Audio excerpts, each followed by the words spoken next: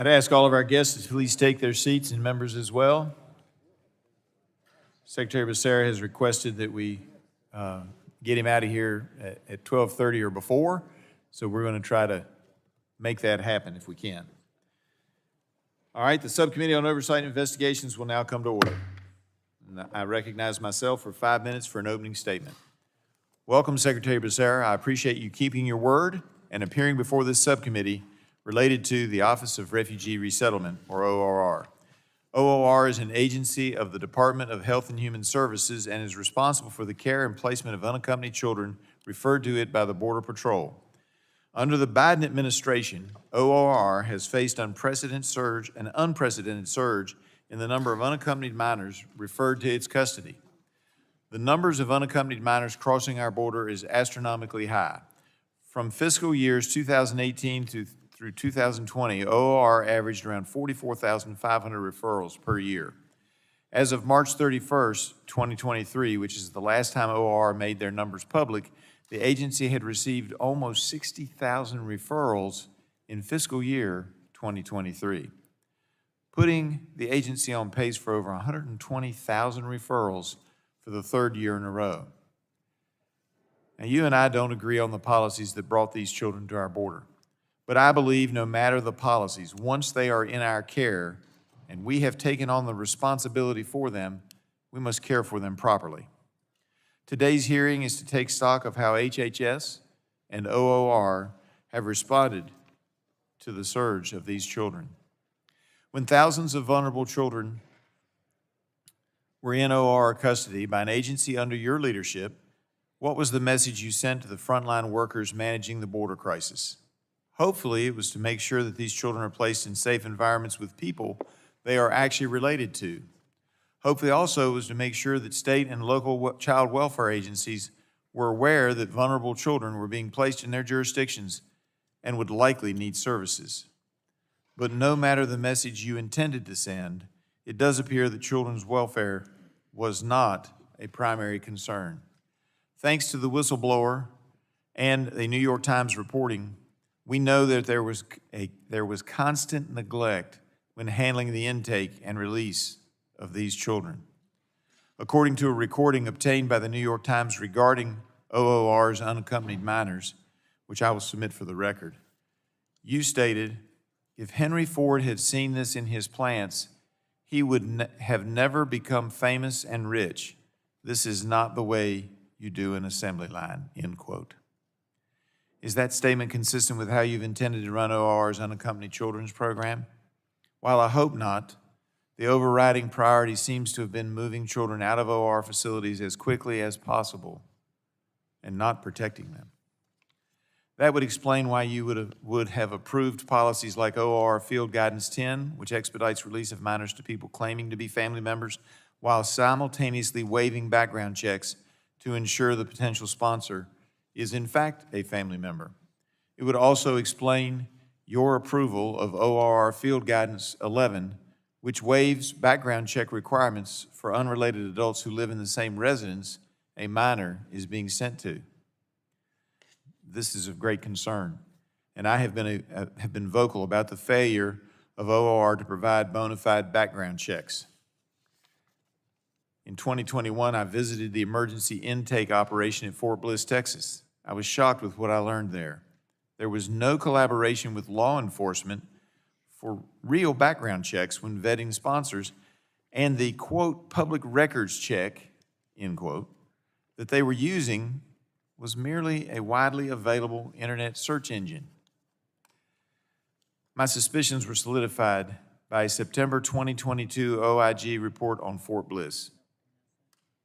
Under your leadership, ORR has issued requests for proposals and contracts worth billions of dollars for what seem to be large permanent influx care facilities designed to quickly process hundreds of minors. My fear is that no matter what your intentions may be, you may be putting ORR on a permanent assembly line footing where child welfare simply is not a priority. As I close, I'd like to enter into the record a report by a statewide grand jury in Florida charged with investigating ORR. This report, Mr. Secretary, is damning. It details chapter and verse how OR's policies and practices have resulted in child exploitation and trafficking. I'll end by quoting the grand jury's assessment. If any resident of Florida exposed U.S., quote, if any resident of Florida exposed U.S.-born children to this process, they would be justifiably arrested for child neglect or worse. We do not think children should be less protected simply because they were born outside our borders and brought here by a government agency. I've been saying that for years. As a former domestic relations lawyer in Virginia, the same related to the legal standard would be true in Virginia as well. OR actions are equal to neglect. The child's legal status in this country is irrelevant, and OR must do better. I yield back. I now recognize the gentlewoman from Florida, Ms. Castor, the ranking member of this subcommittee, for her 5-minute opening statement. Well, thank you very much, Mr. Chairman. Welcome, Mr. Secretary. Unaccompanied children seeking refuge in the U.S. are some of the most vulnerable among us. They often cross the border alone, escaping persecution, violence, and abuse. The experience would be frightening and confusing for anyone, let alone a child who may not speak English. So we have a moral and legal obligation to ensure that unaccompanied children are safe and cared for. The Office of Refugee Resettlement is tasked under the law with the responsibility to keep unaccompanied children well and safe from the time they are transferred from the Department of Homeland Security to the time they are placed with vetted sponsors who are more often than not family members. Earlier this year, news reports detailed cases of unaccompanied minors working in harsh conditions in plants and factories. The reports were shocking and deeply disturbing. Businesses are exploiting children as a source of cheap labor and preying on their financial desperation. This type of child exploitation must not be tolerated. Even though ORR has limited authorities under the law and limited resources, there is more that can be done to protect these children. For example, ORR is now expanding oversight and services to children after they are placed with families and sponsors, per the funding that Congress provided in last year's Omnibus Appropriations Bill. ORR is also working more closely with the Department of Labor to address labor issues, and the HHS Inspector General recommended, and as the HHS Inspector General recommended, HHS is working to expand network capacity and modernize the portal that allows OR to monitor the best interests of the children. I look forward to hearing from you, Mr. Secretary, about OR's work to eliminate the risk of labor trafficking, to enhance services after the placement with sponsors, and to improve the reporting of abuse. That is the kind of oversight that this subcommittee must be doing, and I commend the chair for this hearing and to the Secretary for attending. But this meaningful oversight effort is an exception, because the majority has been focused on various partisan tangents. Most of this Congress aimed at sowing distrust in public servants in our health institutions. One far-out tangent that I hope we can put to rest is the GOP's baseless allegations regarding the validity of certain NIH institute and center directors. For months, Energy and Commerce Republicans have made unfounded claims that 14 directors of NIH institutes and centers served illegally for over 2 years because they were not directly reappointed by Secretary Becerra. The GOP members point to a section of the 21st Century Cures Act holding up a graphic that states that such directors shall be appointed by the Secretary. But they intentionally obscured the most important part of that statute, which states that when making director appointments, the Secretary acts through the director of the National Institutes of Health. Republicans inexplicably blurred out the clear language of the statute. Why? It appears to be an attempt to spin up yet another conspiracy. This is especially bizarre because it was Republicans who insisted on transferring the authority to appoint NIH-IC directors from the Secretary to the Director of NIH over the objections of the Obama administration in 2016. It is wrong to deliberately mislead the public, and it is strange to do so involving language that GOP members wrote themselves. This Congress, my Republican colleagues have taken every opportunity to intimidate scientists and malign public health officials. In sowing distrust in our vital health research agencies and public health experts, Republicans are playing a dangerous game. Americans depend on the work of these dedicated public servants to keep us safe and healthy, and it's time for the harassment to end. This committee has real work to do on so many issues: preparing for the next pandemic, tackling devastating drug shortages, protecting online privacy, and developing solutions to reduce climate pollution that's wreaking havoc and costing us more every day. The care of unaccompanied children is among the issues that demands Congress's attention. Let's focus on that issue today instead of the fabricated ones.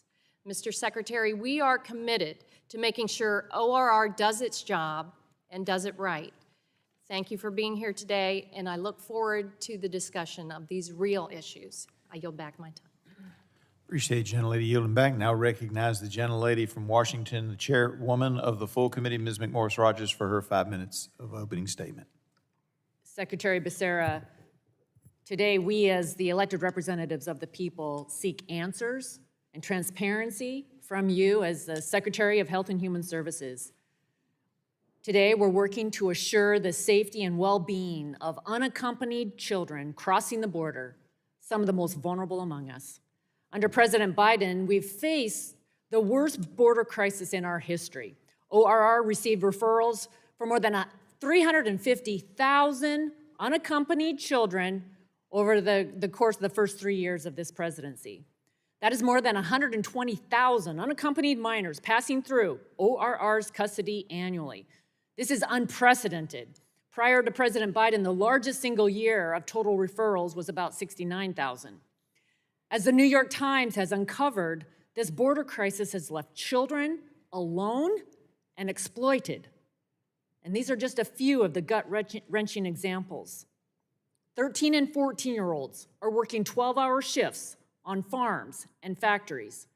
Children dropping out of school or never signing up because they owe a debt to the smuggler that trafficked them. Children running away from their sponsors, the ones that ORR placed them with because they were being sold for sex. We're going to talk a lot about the 85,000 children that ORR could not contact after placement. ORR claims that its 81% successful post-release contact rate is a significant accomplishment. It's not a success when the agency has lost contact with a third of the migrant children during the first 2 years of the Biden administration. And the post-release follow-up is already a low bar. ORR considers it a success if they merely speak with a child or a sponsor over the phone. Secretary Becerra, I'm especially concerned about specific policies and practices that you've put in place that prevent ORR from vetting sponsors. Why would you waive criminal background checks, including checks of the sex offender and the child abuse registries for sponsors and other adults living in households where children are placed? Why would you allow, under your watch, digital fingerprinting to confirm the identity of the sponsors to drop by 55%? Why would you allow at least 30,000 minors to be handed over to someone ORR knows that they're not related to? As an internal memo revealed, the department has become, quote, one that rewards individuals for making quick releases and not one that rewards individuals for preventing unsafe releases. The consequences of these decisions are entirely foreseeable. And again, thanks to the New York Times, we know that reports reached your desk that children were at risk. The American people must know how you could possibly have ignored these warning signs and continue to put more children in danger of exploitation. As I mentioned, this isn't the only example of mismanagement and abuses of power at HHS. As Secretary, you failed to follow the law and the Constitution to reappoint the 14 NIH officials, including Dr. Fauci. As a result, they exercised power and authority they didn't legally have in approving billions of dollars in taxpayer-funded grants. There's a crisis of confidence at our public health agencies, including CDC, FDA, and NIH. CMS is denying seniors approved Alzheimer's medications and dragging its feet on meaningful price transparency rules to lower drug costs. The FDA's baby formula shortage caused panic and harm to mothers, fathers, and children across the nation. And you failed to provide us the transparency for President Biden's radical spending agenda that fueled record-breaking inflation. And the HHS OIG just reported a massive amount of fraud and waste in the COVID-19 uninsured program, which grew dramatically under your watch. For the sake of time, I won't go on. But I'll close by saying this. HHS has lost sight of its mission. As Chair Griffith said, there seems to be more concern with politics and power than the American people's safety and well-being. And I'm very concerned about a culture of arrogance and lawlessness. As I started, we're the elected representatives of the people, and we are demanding transparency and responsiveness. This culture must change, and it must change at the very top, starting with your leadership and taking responsibility for your actions. You're testifying before the committee under oath. We expect and need honest and complete answers for what has happened. Thank you, and I yield back. Gentlelady yields back, and now recognize the ranking member of the full committee, Mr. Pallone, for his 5-minute opening statement. Thank you, Mr. Chairman. Earlier this year, I was alarmed by reports of children who came to this country alone only to be exploited by their sponsors and companies that illegally employed them. And I'm pleased that Secretary Becerra is here to explain what the Office of Refugee Settlement is doing to better address this cruel abuse. ORR has been in a difficult position. Its budget and authorities are limited, particularly in the period after a child is released into the custody of his sponsor. This is a critical time for the detection and remediation of any exploitation. In 2021, the Biden administration inherited a crisis in the aftermath of the Trump administration's inhumane family separation policy, and ORR acted quickly to reunify families, place children in the care of sponsors, build emergency facilities, and hire staff, and those efforts were necessary. But responding to this crisis also revealed areas for improvement. ORR must stay vigilant in its work to identify and respond to exploitation, both in the sponsor vetting process and when they're released into the care of their sponsor. And I look forward to hearing how ORR is accelerating this important work, including through its joint efforts with the Department of Labor to combat illegal child labor. This hearing is entitled Stopping the Exploitation of Migrant Children, and everyone fully supports that goal. Unfortunately, I believe the actions that my Republican colleagues are taking would make this situation worse, not better. This Congress, Republicans have routinely tried to chip away at the right to legal asylum. Even as they decried child exploitation, Republicans nearly unanimously supported legislation that would reverse critical safeguards for kids who were trafficked. And this Republican action would leave these kids in Department of Homeland Security facilities for up to 10 times as long as the legal limit. And Republicans continue to cave to their extreme right wing of their party by pushing for dramatic budget cuts that would set back any progress that ORR has made in protecting unaccompanied minors. For example, most recently, House Republicans on the Appropriations Committee are pushing an annual funding bill that would cut the unaccompanied children's program funding by $3.3 billion in the upcoming fiscal year. This drastic funding cut would severely hinder the office's ability to provide services like mental health care and legal services that would help detect and prevent the very kind of abuse that this hearing is supposedly about. And frankly, tearing down important agencies rather than supporting their essential work has been a theme this year under the Republican majority. While our committee has traditionally been able to stay above the fray, I'm concerned that is no longer the case. The Republican majority continues to push a legally flawed theory that 14 National Institutes of Health centers and institute directors were improperly appointed. These allegations ignore language in the 21st Century Cures Act that they put in, former Republican Chair Fred Upton and former Congressman Joe Barton, deliberately, saying that the Secretary should act through the NIH Director. So this so-called investigation simply is not based in law. It's also a huge waste of the committee and its members' time. We have so many more important issues to deal with than this. Committee Republicans have also continued other baseless investigations, including harassing a senior NIH scientist to sit for a transcribed interview about a research project that never occurred. They continue to press the theory that COVID-19 leaked from the Wuhan Institute of Virology without any real evidence. They're fixated on manufacturing partisan scandals to discredit the work of our public servants, intimidate researchers, and promote frivolous litigation. Again, we have so many more important issues to deal with.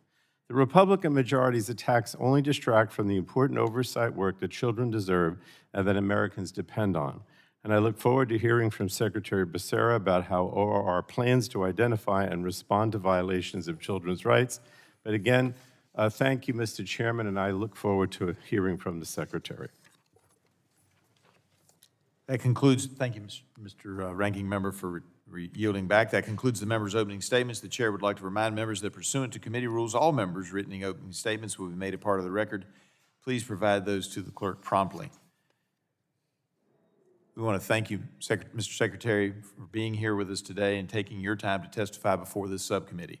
You will have an opportunity to give an opening statement followed by a round of questions from members. I think it's pretty obvious that our witness today is Secretary Becerra of the Department of Health and Human Services. We look forward to hearing from you, and I will now recognize you for your opening statement. You want me to swear him in first? All right. I was going to let you give your opening statement before we swore you in. You are aware this committee is holding an oversight hearing, and in doing so, we have the practice of taking our testimony under oath. Do you have any objection to testifying under oath? You are also entitled to, seeing no objection, will proceed. The chair advises you are also entitled to be advised by counsel pursuant to House rules. Do you desire to be advised by counsel during your testimony today? And the witness has indicated that's not necessary, so if you would please rise and raise your right hand.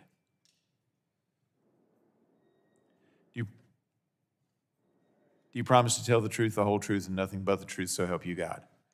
The gentleman has affirmatively so stated, and you are now sworn in and under oath and subject to the penalty set forth in Title 18, Section 1001 of the United States Code. With that, we'll now recognize you for your 5-minute opening statement. Mr. Chairman and members, thank you for the opportunity to appear before you today. I'm here at the chairman's request to discuss the Department of Health and Human Services Unaccompanied Children Program within the Office of Refugee Resettlement, and the work that we are continually doing to ensure the safety and well-being of children in our care. The UC program's mandate is directed at providing temporary care and shelter for unaccompanied children and securing appropriately vetted sponsors who can assume custody and provide a home for the children during the pendency of their immigration proceedings. I want to address reports that have flagged an increase in children being employed illegally and exploited by companies. This is real, it's repulsive, and it's unacceptable. I say this as the son of a road construction worker who, as the oldest child, had to leave school after the 6th grade. He never got to go back. Unlawful child labor is not limited to migrant children, but unaccompanied children released from ORR custody may be particularly vulnerable to unscrupulous employers. HHS is coordinating with the Department of Labor and other partners to assist their efforts to further crack down on illegal child labor. At HHS, we follow the law. Employers and companies should do the same. HHS is proud to do our part in the critical work to care for unaccompanied children. We have a dedicated team of professionals at ORR who oversee their care and placement with vetted sponsors. I hold our team and the entire department to the highest standard to ensure we are delivering on our mission to provide care that is in the child's best interest. Let me be clear about how we approach this work. ORR funds nearly 300 programs in 27 states, such as shelter programs, transitional care, long-term care, group homes, staff-secure facilities, and residential treatment centers.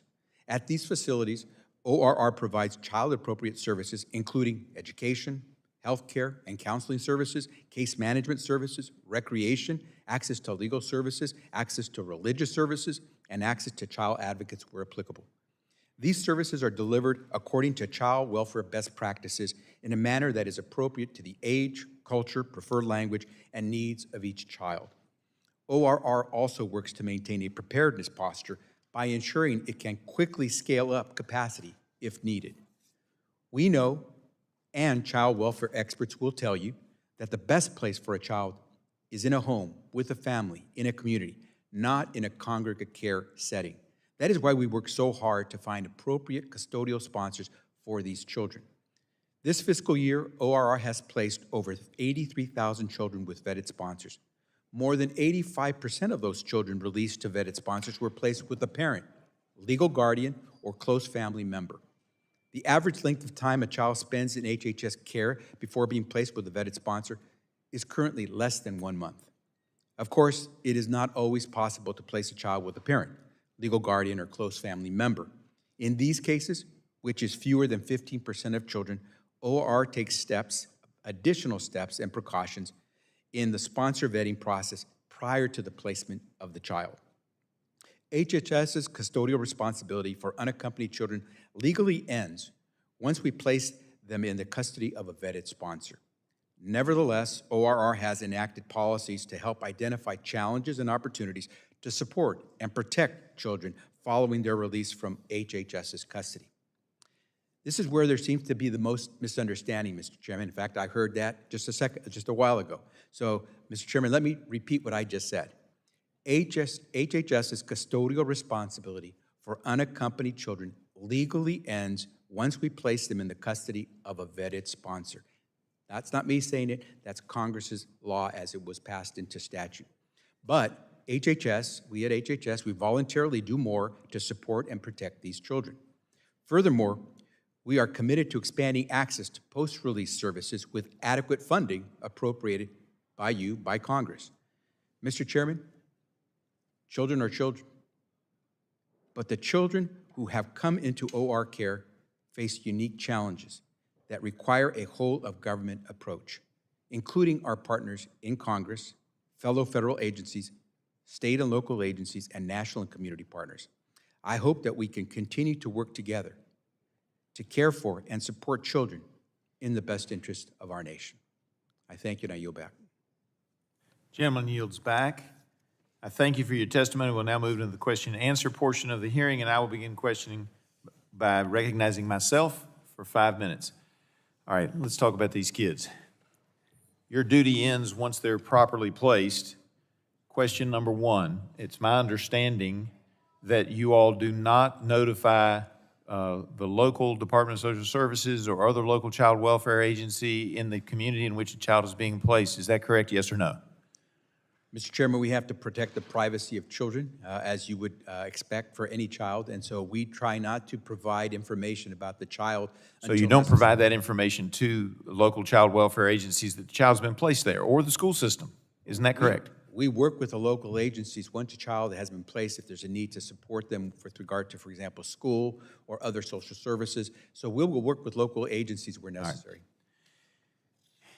When a familial relationship is claimed, do you all do any kind of a DNA test to establish a genetic link between the sponsor and the child?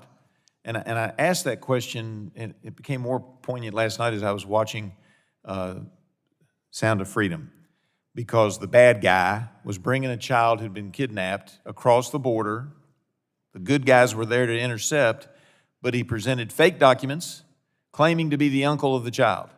So do you all do a DNA test? Because I just got to tell you, Mr. Secretary, my information indicates that you all only do a DNA test in about 23% of the cases, and that's usually looking for child predators of some sort, not familial relationship. Is that true? Mr. Chairman, we go through a thorough vetting process for each and every sponsor. We make every effort to try to find the closest relative for that child. And one of the tools that we use is DNA testing, voluntary DNA testing. But you don't do that in every case where familial relationship is claimed. Isn't that true?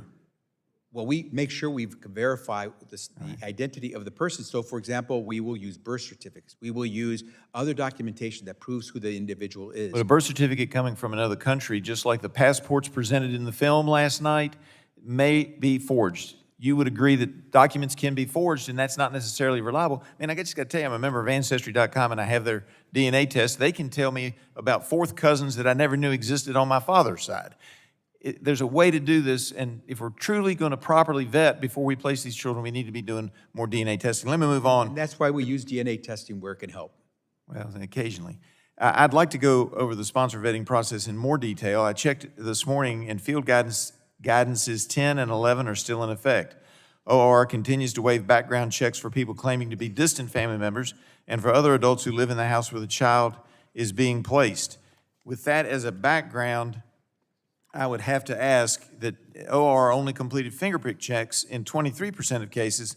What percentage of sponsors now have completed fingerprint checks before you place a child with them? And Mr. Chairman, we place the care and well-being of every unaccompanied child as our highest priority. And that's why I need to clarify what you and others have said, because you've misunderstood Field Guidance 10 and 11. You applied it to every child, and it does not apply to every child, those two guidances. Field Guidance 10 applies to only to children who are either eligible to be assigned to a parent, a legal guardian, or Or somebody who purports to be a close family relative. We've already been there. Okay, let me ask you this. and that we have to document and prove before we release that child. You have documents, but they might be forged. All right. We do everything to make sure that no one gets through the process sir. by providing fraud. In fact, I just had a conversation with case managers about a very case where someone tried to present fraudulent information. And I appreciate that. Look, let me make this clear to everybody. I know you got a tough job, and I want to work with you to try to solve some of these problems. Appreciate your saying that. But I am concerned when I see statements like what appeared in the New York Times article, which I've asked to be incorporated into the record, where according to the recording, it says, you said, if Henry Ford had seen this in his plants, he would have never become famous and rich. This is not the way you do an assembly line. You want to explain that? I'm going to give you a chance to explain that, because that's a damning statement. And on top of the Florida report, which says that, which I agree with, that if we were treating U.S. children this way, it'd be considered neglect and somebody'd be going to jail. Please explain. And thank you, Mr. Chairman, for giving me a chance to explain, because there is a very simple explanation for that. As you said yourself, and as I think every member has said, we were facing deep challenges trying to make sure that children were not stuck in the Department of Homeland Security's adult detention facilities. That is not a place for children. So we needed to make sure we had a safe place for them to be. Good bed, the care they needed. So we needed to be very efficient with the work we were doing to always have a bed available. So what I said is, we need to make sure we're working efficiently. It's about process, not people. Henry Ford would not have become famous simply because he produced a lot of vehicles. He became famous because he produced good quality vehicles at a time when it was tough to do so.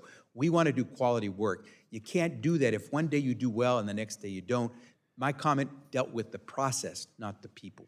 Well, and I will close by just saying that I still think there's a lot to be done. I'm glad to hear you say Absolutely. those things, but there's a lot to be done, because I think we're letting too many children, and even one is not acceptable, but we're having hundreds or thousands of children who are slipping through the cracks, and a better job needs to be done. And I think using more DNA testing and more real background checks instead of just a background check that is some internet search engine would be helpful. Look forward to I yield working. back and now recognize the ranking member of the subcommittee, Ms. Castor, for 5 minutes. Well, thank you, Mr. Chairman. These stories of corporations and businesses exploiting children for cheap labor to maximize their profits are just appalling. So I've learned digging into this that after HHS and the Office of Refugee Resettlement places an unaccompanied child with a sponsor, often a family member, that the legal authority for HHS ends. But as Congress provided in the last appropriations bill, we've given extra money to ORR to do better, to begin to allow HHS to provide post-release services to all unaccompanied children. And HHS has set a goal to do that for all children by 2024. I'm pleased that ORR has doubled the rate of children receiving such services from fiscal year 21 to 22, and Congress now needs to monitor the progress here. When you say that ORR will provide post-release services to 100% of unaccompanied children, what does that mean in practice? And what kind of services and support can children expect to receive?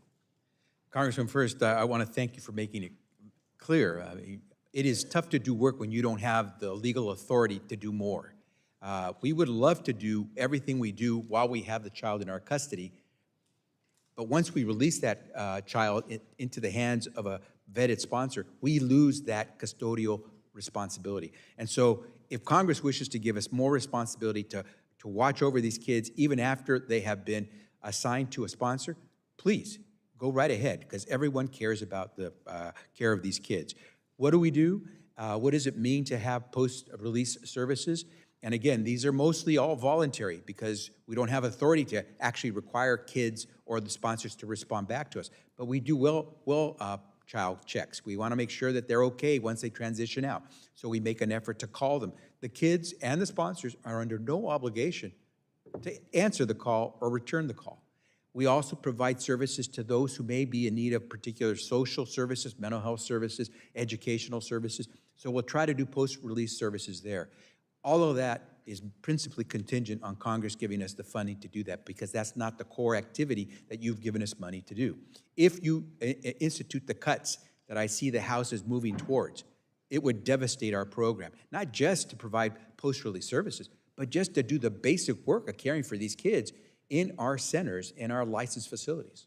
So these post-release services, they're wellness check-ins where you call and it's really up to the sponsors and the children to weigh in. Can we do better on that? Do you prioritize in any way? Some of the unaccompanied children don't go with a parent or a family member. Does that kind of raise the bar for those check-ins? Yeah, we're always looking for ways to provide better care. Remember, these are kids who are coming to us, many suffering from a great deal of trauma, and so we do everything we can while they're in our care, and we're trying to do everything we can even after we lose custody of them when they are with their vetted sponsor. So we're constantly looking for ways to do that. One of the ways we're doing that, especially on labor exploitation, is working with the Department of Labor through a formal memorandum of agreement where we will try to each share information so we can track if an employer is being abusive, and if there's a child who may be the subject of abuse in labor. Does this include legal services? Because these children now are often, they're going into the immigration service, or if there's a case of child exploitation, those attorneys or advocates are kind of their best hope for justice. Does this include legal services? It does, and we are under statute required to provide it to certain individuals. So if a child has come to us and we have information that the child was being exploited, sexually exploited, for example, before coming into our care, we are required by law to make sure we provide follow-up services. But we try to provide those same kind of follow-up services, even to children that by statute we are not obligated to do so, because it makes sense. And so one of those areas is legal services. How far? It depends on how much resources you provide us so we can extend that service to them. Thank you, Mr. Secretary. And I think it should go said to all of the folks across the country who are taking care of children, whether they're in group homes, they're counselors. I've visited churches in my district who are the trusted care providers for these unaccompanied children before they're released to their sponsors. And I just want to say thank you to all of the folks who are working to keep kids healthy and well. I'll take that back. Thank you. Gentlelady yields back. Now recognize the chairwoman of the full committee, Ms. McMorris-Rogers, for her. I now recognize Dr. Burgess. Sorry, just going off rote.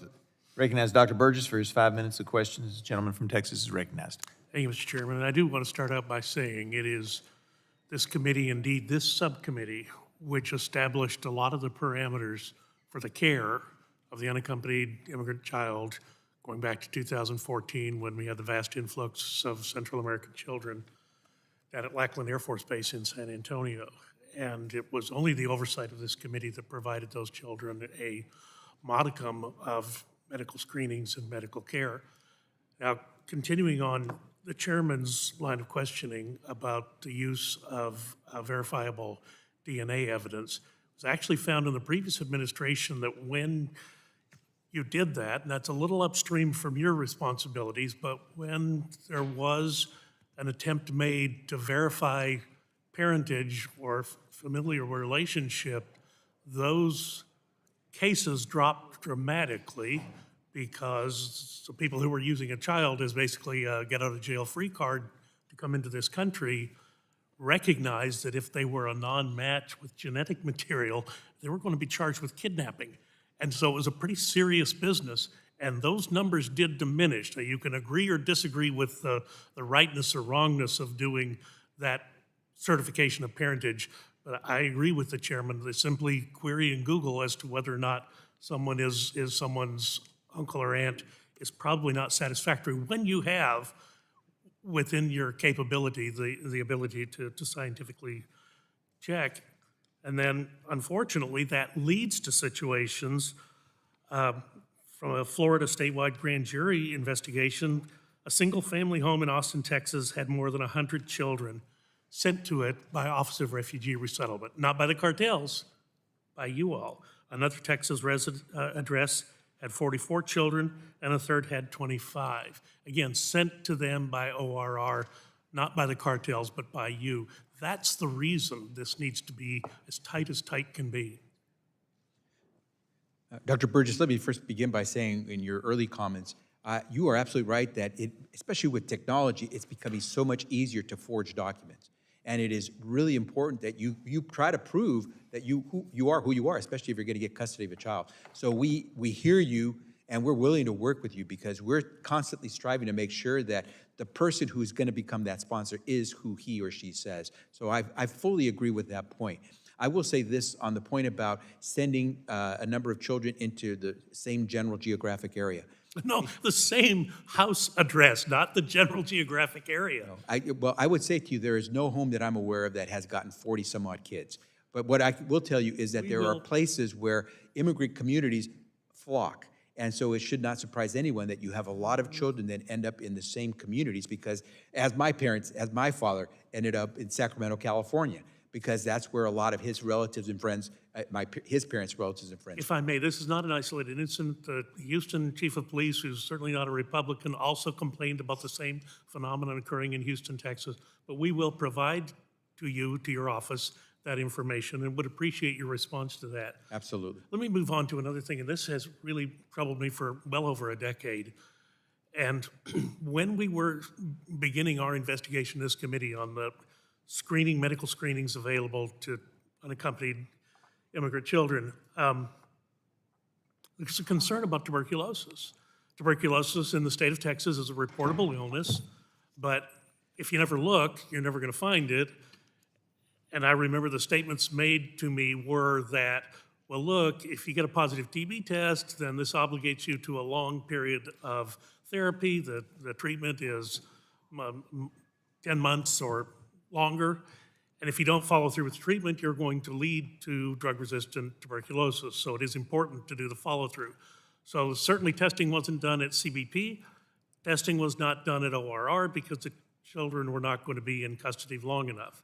But it leads to a downstream problem, and you and I both know an episode of multiple drug-resistant TB in one of our neighborhood schools is going to be big trouble. Would you agree with that? You point out something very real because, as you stated, we only have the child in our care for a short amount of time. And so we do work with not just CBP at the Department of Homeland Security. When the children come to us, we provide the medical care that they need while they're with us. We make sure that no child is infectious when we release them, but they have to follow up on something like tuberculosis with local healthcare authorities. But the problem is the follow-through on that leaves a lot to be desired. At the same time, if the administration's priority seems to be facilitating abortions for a child who would want one, if we're willing to put that much energy into providing an abortion, shouldn't we put that much energy into providing to make certain a child is not infectious, carrying TB into our communities? Dr. Burgess, you raise a great point on the tuberculosis issue. We would, if you gave us authority to actually follow a child, to make sure that the child is following through on medical or healthcare services that they need, especially to keep not just themselves but others safe, we would take that authority, but we don't have that authority. That's the difficulty that we're... exists in current state law. I'm sorry? It's a reportable illness in the state of Texas. Yeah, but we don't have an ability to require that action be taken. If the sponsor or the child's not getting the care, if some medical community is not offering the care, we don't have any ability to say, you really should do this for the safety of the community. We don't have that ability. Reportable Gentleman's- illness. Gentleman's time is up. Sorry. Gentleman yields back. Now recognize the gentleman from New York, Mr. Tonko, for his 5 minutes of question. Thank you, Mr. Chair. And thank you, Secretary, for appearing before the subcommittee, and thank you for the leadership that you provide and that of your team. Reports earlier this year cited criticism of ORR's sponsor vetting. I want to begin by asking about how the current process works and where there may be a need for improvement. ORR is legally obligated to release children to sponsors, and I quote, without unnecessary delay. So ORR has to strike a careful balance between rigorously vetting sponsors and the reality that it cannot, legally or ethically, hold children in shelters indefinitely. Children held in any congregate care facility for prolonged periods of time can suffer damaging physical and psychological health effects. It is in the best interest of the child to release that individual to caring sponsors as soon as the sponsor is vetted as safe. So, Secretary Becerra, your testimony goes into detail about the sponsor vetting process and the types of vetting that happens depending on the sponsor's relationship with the child. I want to make certain we all understand what happens during that vetting process and clear up any misconceptions. Can you briefly describe what goes into ORR's sponsor vetting process? Congressman, thank you, because there is so much misunderstanding and misinformation about the vetting process. We begin by searching for a sponsor who is as close to the child as possible. Obviously, the parents would be the closest, guardian, adult sibling, grandparents. Those folks are what we call Category 1 sponsors because they are the closest to them. We have to go through the process of verifying that they are who they say they are. So each sponsor must submit a detailed application giving us information about their identity, their address, their relationship to the child. They must provide additional supporting documents. They must provide us with records, whether it's a birth certificate or whether it's a driver's license. They must go through background checks. They have to go through a home study where we actually send people to talk specifically with the potential sponsor and household members if we need to confirm more information. And oftentimes, we will also do voluntary DNA testing. But we do everything we can to certify, to verify that the people are who they say they are. Thank you. And how does ORR's standard of review differ from considering a sponsor application from a close family member versus when it considers a sponsor application from a non-family member? And why is it important for ORR to differentiate between these categories of sponsors? Thank you for that question, because again, people are confusing this. There are sponsors who are unrelated to the child, maybe close friends, but unrelated by blood to the child. We do far more work to try to make sure that that person is who he or she says he is or she is, because they're not related. And that Category 1, where it's the parent or the guardian or very close relative, if they are providing us with valid documentation, then we want, because it's in the best interest of the child, we try to move that child to that parent without delay. There was a time early in 2021 when there was delay because of the number of kids we had, and simply trying to get to all of the children was tough. Now that's why we are under 1 month of stay in our care, because we're able to now process, especially those Category 1 sponsors, far quicker, because so long as we get the valid information, there's no reason to keep a child from being with a parent or a legal guardian. If you're a relative but not a real close relative, well, we have to do more vetting to make sure that you are who you say you are. We contact the parents in the home country. We ask them to verify. We ask the children, do you know this individual? We go through a number of steps. That's why virtually all of the children that we release to a vetted sponsor are related to that sponsor, because we make every effort to make sure it's with family. Hopefully very near family, parent, adult sibling, grandparent, or not, maybe a cousin, but we go through more checks. And if not a cousin, not a relative, then you're gonna go through a lot of checks. That's why we have what we call our Category 4 kids. It's tough to find any type of relative sponsor. It's tough to find anyone who's a close friend that we have found verifiable. And so we have a category of children who've been in our care for quite some time. It's because we're not willing to let them go until we can verify that they will be with a trusted sponsor. Thank you, sir. And Mr. Secretary, how is ORR evaluating its sponsorship guidelines in light of revelations of labor abuses happening post-release? Congressman, as I said, my father was one of those kids. There was never any problem with him finding work, even though he was not even a teenager. And there were occasions when he would not get paid for his labor. We've known about child labor for a long time. It's not just migrant kids, but certainly with migrant kids. We have an obligation to do everything we can. And with every authority we have, and even beyond that, we're going to do everything we can to provide health and safety for those children, even after we've lost custody and care of that child. Mr. Secretary, I again appreciate you appearing before the subcommittee, and thank you for your responses. Thank you. I yield back, Mr. Chair. Gentleman yields back. Now recognize the gentleman from Kentucky. Thanks, Mr. Secretary. Thank you for being here. And I just want to say, I'm sorry the tone that our ranking member took on this, because we all want to solve this problem. Nobody here wants children to be mistreated and move forward. Now, we can think we should control the border first and not have them here. But once they're here, we have to absolutely take care of them. I know we share that. We absolutely share that. So just kind of following on what Mr. Tonka was asking, you talked about non-related children. So there was a May 2023 audit that the Office of Refugee Resettlement's Inspector General found that 340 migrant children were released to non-relative sponsors who are already caring for other migrant children. And so you talked about you have to do the extra checks if they're not related. And my understanding, the OR must conduct in-depth home studies on sponsors who are sponsoring multiple unrelated children. How frequently does that take place? With a Category 1, where we know that there's a parent and we just have to verify the parent, we really don't usually do the home studies. Right, these are the unrelated, have multiple migrants. And Congressman, I want to point out, if we get some kind of click back after a background check where there's something suspicious about the background, even of the parent, we won't let the child go, even if it's a parent, until we can confirm that it's okay. We may do the home study even in that situation.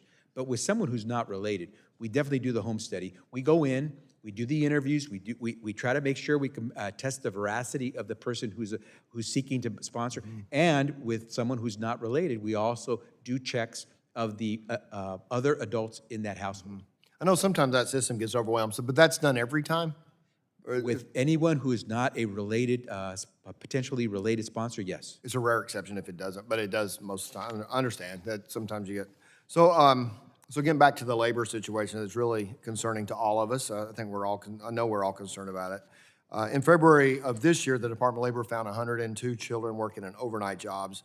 And there was the situation with caustic chemicals to clean razor sharp saws. We know that.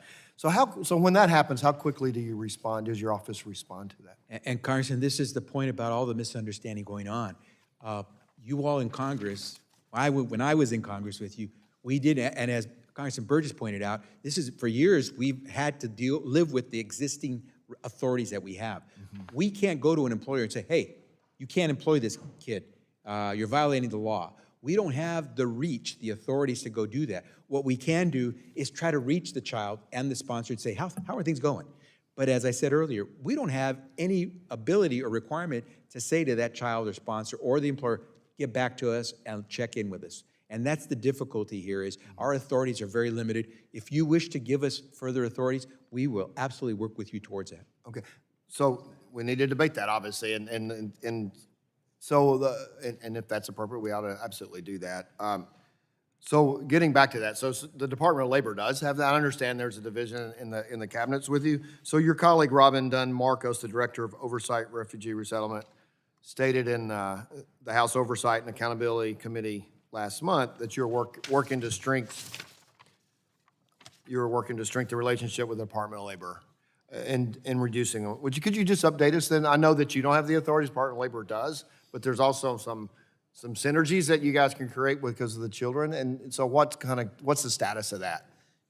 We have expanded the data sharing, and that's sometimes difficult because all that information, especially for children, is very private. So how we can share data, making sure that we don't violate anyone's rights to the information, helps, because if they have sight of a sponsor that we, for example, have found was trying to fraudulently get a child, they may say, hey, that name happens to come up when we do our search, and that helps them do their work. Vice versa, if they give us names of employers who are unscrupulous, if we see that all of a sudden one of those employers happens to be someone who's applying to be a sponsor, it helps us be more cautious.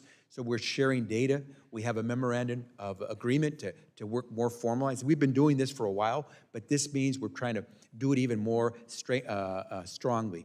We're also going through training. We're training some of their folks at DOL to understand how ORR does its work.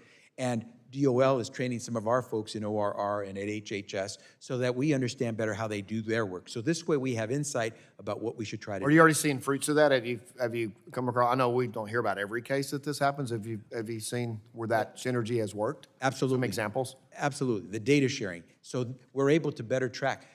We were talking a little while about what we call hotspots, where there seem to be a lot of children who are being exploited for labor and where we may see a lot of migrant families. And what we then do is say, okay, we got a report from DOL that there's a lot of illegal hiring of kids in this community. Then we try to zero in to find out, okay, are we getting people who are trying to sponsor some of our children from that community? Yeah, for the purpose of that, yeah, exactly. Well, thank you, and my time has expired, now yield back. Gentleman yields back. Now recognize Mr. Peters of California for his 5 minutes of questioning. Oh, didn't see you slip in. Yeah. Recognize Dr. Ruiz for his 5 minutes of questioning. He slipped in and he has seniority. Stealth. It's what you call a good second baseman, just getting it done quickly. So thank you for being here. Thank you, Mr. Chairman. Congress established the Office of Refugee Resettlement in part because putting children in indefinite adult immigration detention is unconscionable. I think back to just a few years ago when so many children were kept in protracted immigration detention, often in literal cages and separated from their families. These conditions were so abhorrent that I introduced a bill, the Humanitarian Standards for Individuals in Customs and Border Protection Custody Act, that would establish minimum standards of care in these facilities and ensure these children had access to basic human necessities while they awaited further processing. Unlike in immigration detention, in ORR care, children are provided with housing, shelter, clothing, educational services, and medical care. Republicans this Congress have proposed transferring some of the ORR's responsibilities to the Department of Homeland Security, but that would threaten the well-being of unaccompanied children. Instead, we need to focus on how ORR can best meet its obligation to provide high-quality care for children, including case management services by trained professionals that can provide culturally competent, trauma-informed care to this vulnerable population. Last year, the Office of the Inspector General released a report that documented concerning deficiencies in case manager training and skills, and ORR has commendably made significant strides to address them. So, Secretary Becerra, what changes is ORR making to improve case management standards, particularly to ensure case managers are well-trained and have relevant skills to serve unaccompanied children? Congressman, thank you for the question because that's the core of our work. And now that we have gotten into a rhythm and figured out how to best try to make the process work, we're able to train to that. So that way we have a consistency. So no child is treated differently when it comes to having the same opportunity to be placed with a reliable, vetted sponsor. And so the training has improved. We're moving more towards, with technology, towards a faster way of trying to secure identity information about sponsors. We are providing far better care than several years ago for these kids. As you pointed out, we actually provide educational services, mental health services, things that were not provided before we started this process. And what we're doing is, while they are in our care, and it's only for a short amount of time, they are at least being provided with the safety and well-being that they need before they go off to a sponsor. And mind you, those are the services that the Department of Homeland Securities do not provide. That's correct.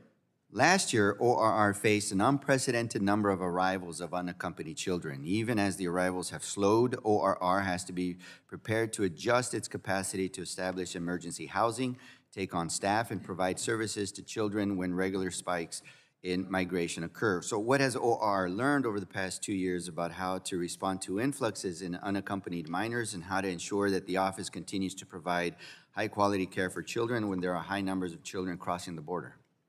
Well, Congressman, one of the first things we learned is you can't wait till you see the kids coming in to try to find a safe bed, a place that they can go. You have to be ready for them. And so we are constantly making sure that we have the services available for any child who comes in.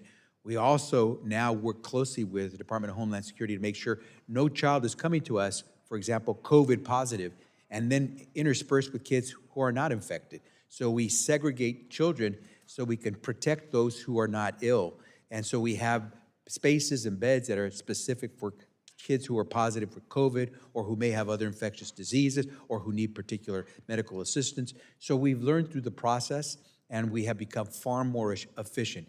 And that is the really important aspect of this because efficiency process means the kids ultimately will be in a home where child welfare experts say they should be, not in a congregate care setting. And in response to the Office of Inspector General's concerns, OR also made several improvements to the UC Online portal.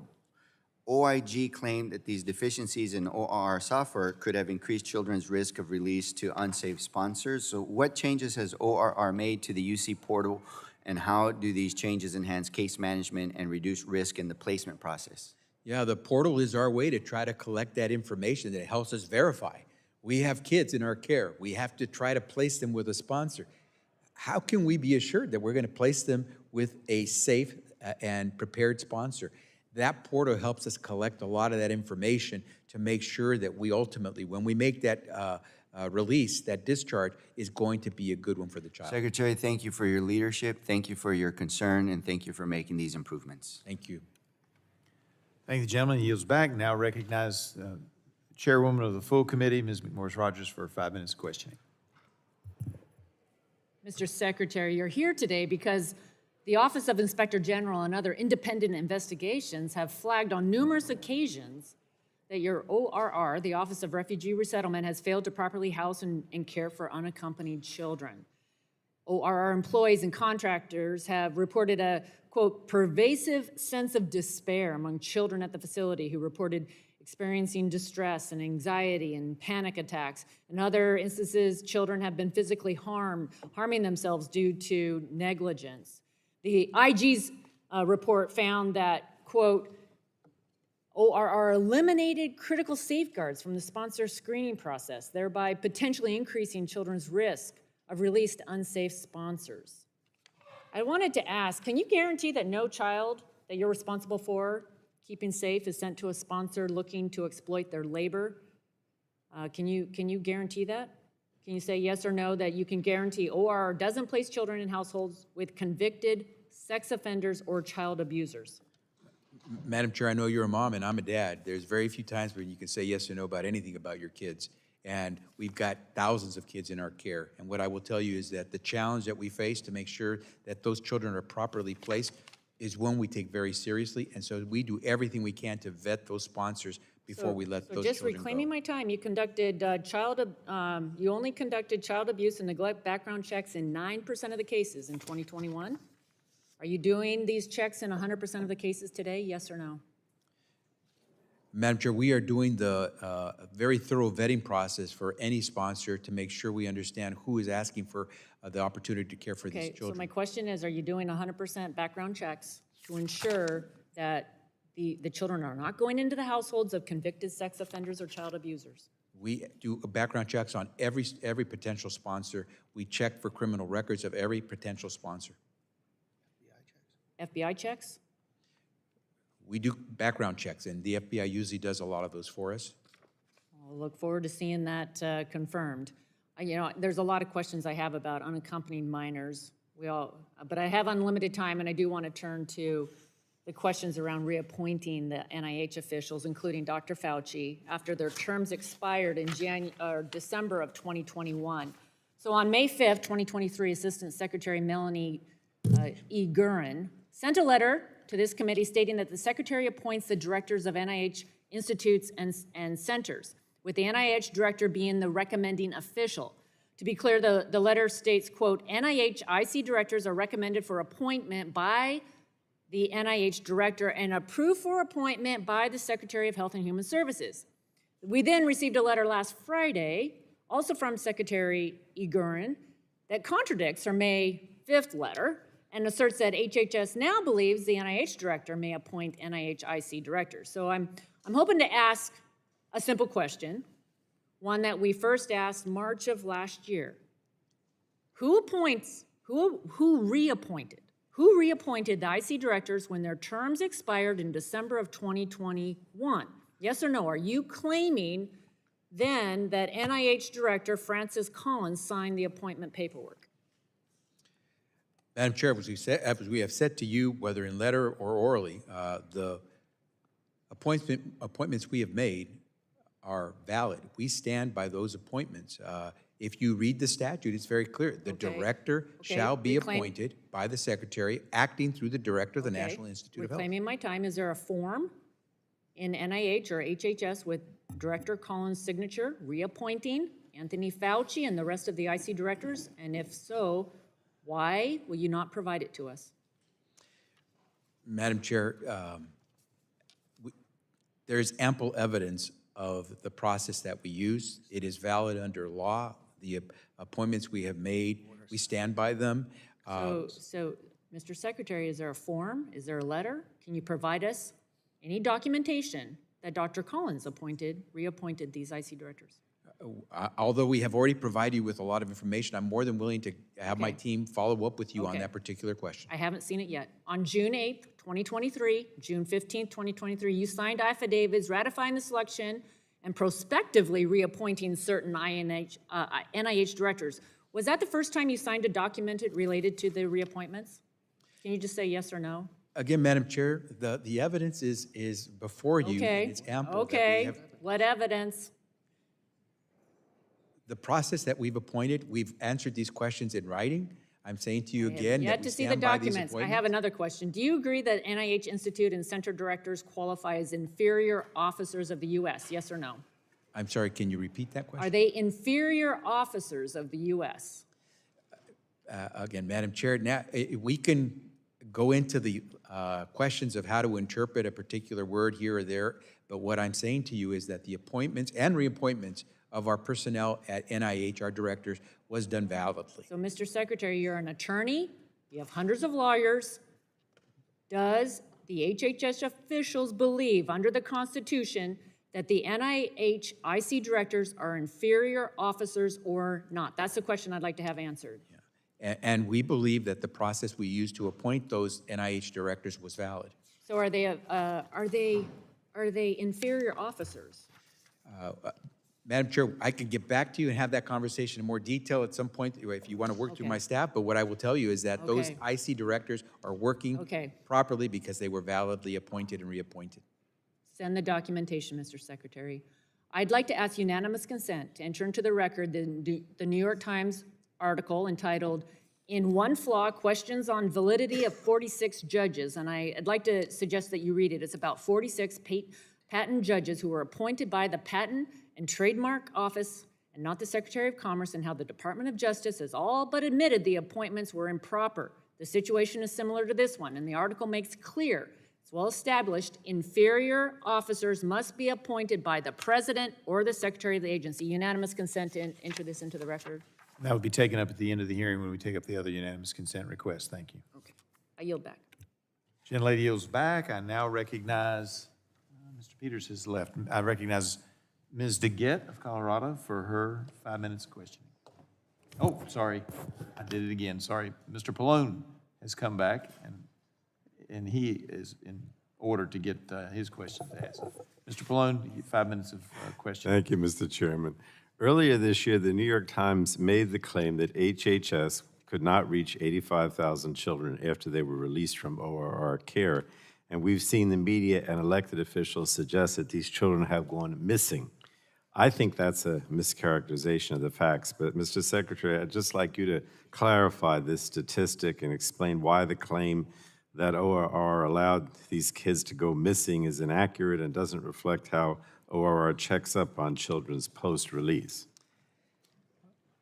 Congressman, first, thank you for asking the question, because again, this is where I believe we've seen the greatest amount of misunderstanding, or perhaps better put, misinformation about the work that we do. As I've repeated over and over, we lose custodial care and responsibility for these children when we release them to the vetted sponsor. That means that our authorities to monitor, follow up, are only what the child and the sponsor want to engage with us in. And so it becomes more difficult. The references in the New York Times article are to voluntary calls that we make. 3 times we try to reach each child. 3 times separately we try to reach each sponsor to check in, to find out how the child is doing in the transition. There is no requirement for the sponsor or the child to answer the call, and there could be any number of reasons why the children and their sponsors may not answer the call. But that doesn't mean that the children are lost. And suggesting that any kind of numbers that relate to those calls show that we lost kids is categorically false. I appreciate that, and I think you also said that ORR was able to reach the child or the sponsor in more than 81% of the households. That was my recollection. And that's, again, they're not required to. And Right. we're out there trying to get to them, but they're not required to get back to us, nor the sponsors. All right, I appreciate that. I was also pleased to see ORR entered into an agreement with the Department of Labor so that information about active Department of Labor investigations can be used to improve ORR's vetting and sponsorship process. But could you explain how has ORR integrated information from the Department of Labor into its sponsor screening process, and how does this information better equip ORR to detect and prevent trafficking? Congressman, probably the easiest example to understand is the hotspots. If DOL is finding that there are certain hotspots in the country where child labor exploitation is occurring, if they flag that for us, that in this region, in this town, in this city of America, there are lots of employers who are unscrupulously hiring children and forcing them to do work, we can then take that information and take more care when someone applies to be a sponsor who's coming from that region. We're able now with this more formalized memorandum of agreement with Department of Labor to actually seek actual data, not just sort of the hotspot information, but particular data, which helps us dig deeper, go more granular in trying to find out if this potential sponsor is someone we should avoid. Thank you. Now, finally, I was appalled to see that even as the House Republicans expressed their outrage at the exploitation of unaccompanied minors post-release, Republicans on the Appropriations Subcommittee overseeing HHS funding recently voted in favor of a measure that would slash ORR funding by 60%. And, you know, this kind of cut would have devastating impacts on ORR's ability to identify and remediate labor abuses. I think you may have already commented on this, but if you want to say anything more about the impact of a 60% cut to ORR's funding in terms of the office's ability to address child exploitation and provide care to unaccompanied minors. Congressman, as I said, kids are kids. If it's your child or my child or anyone else's child, kids deserve our support and care. It would be impossible to do that if the cuts that are being proposed in the House Appropriations Committee were to go through. It would decimate our budget. It would make it tough for us just to provide the care while they're in our custody. I can't tell you what it would do to our efforts to try to reach out to children where we actually rely on Congress giving us some extra money so we could first do our core activity of caring for the child while they're with us. But then when we try to go out there and do more, once we release them to a sponsor, I don't see how we'd get to do any of those things. Well, I appreciate your work to tackle these violations of children's rights and why it's so important that Congress provide ORR with the tools it needs, including the funding, to support this vulnerable population. Thank you. Thank you. I yield back, Mr. Chairman. Thank the gentleman for yielding back. Now recognize the gentleman from South Carolina, Mr. Duncan, for his 5 minutes of questioning. Thank you, Mr. Chairman. Mr. Secretary, good to see you again. You clearly care about children. Have you seen The Sound of Freedom? That's the new movie that's been put out? No, I have not. Yes, sir. I recommend that you see it. You know, globally, too many children disappear every year, never to be seen from again, sold into sex trafficking and slavery. Congressman, if I could just mention, I was former Attorney General in my state of California.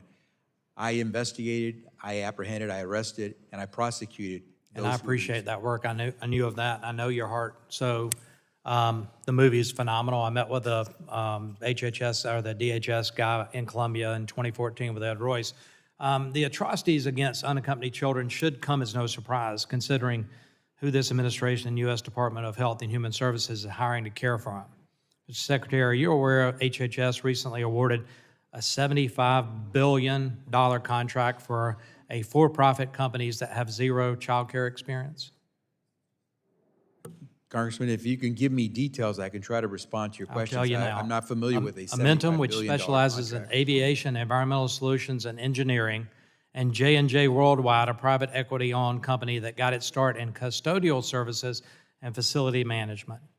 What qualifications does a custodial company have to provide medical and mental health care to children who have been through extraordinary trauma?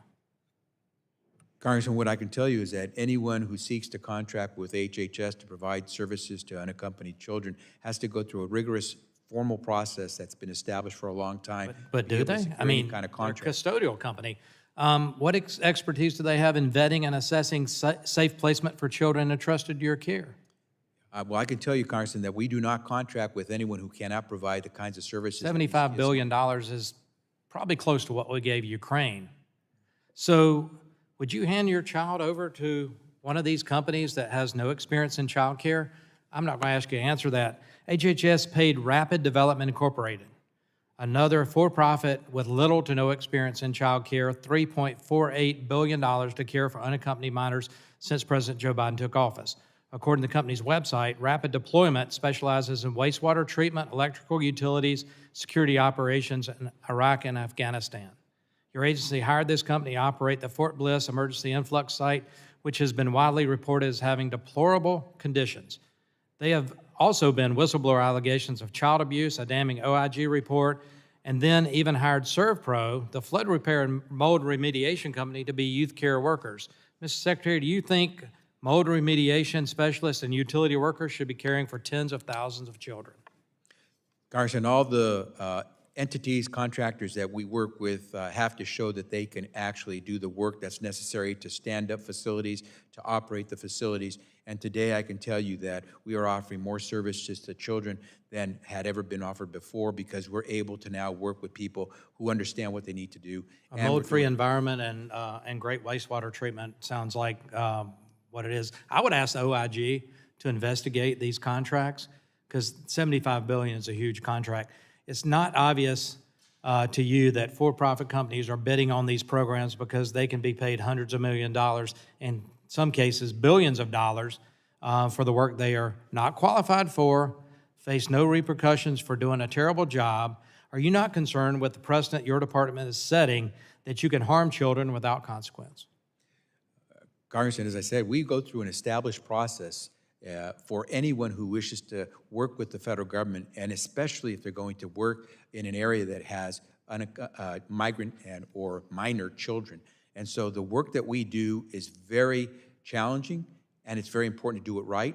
And so the contractors that we employ, whether it's to stand up a facility or to actually operate it, go through a significant vetting process to be able to qualify.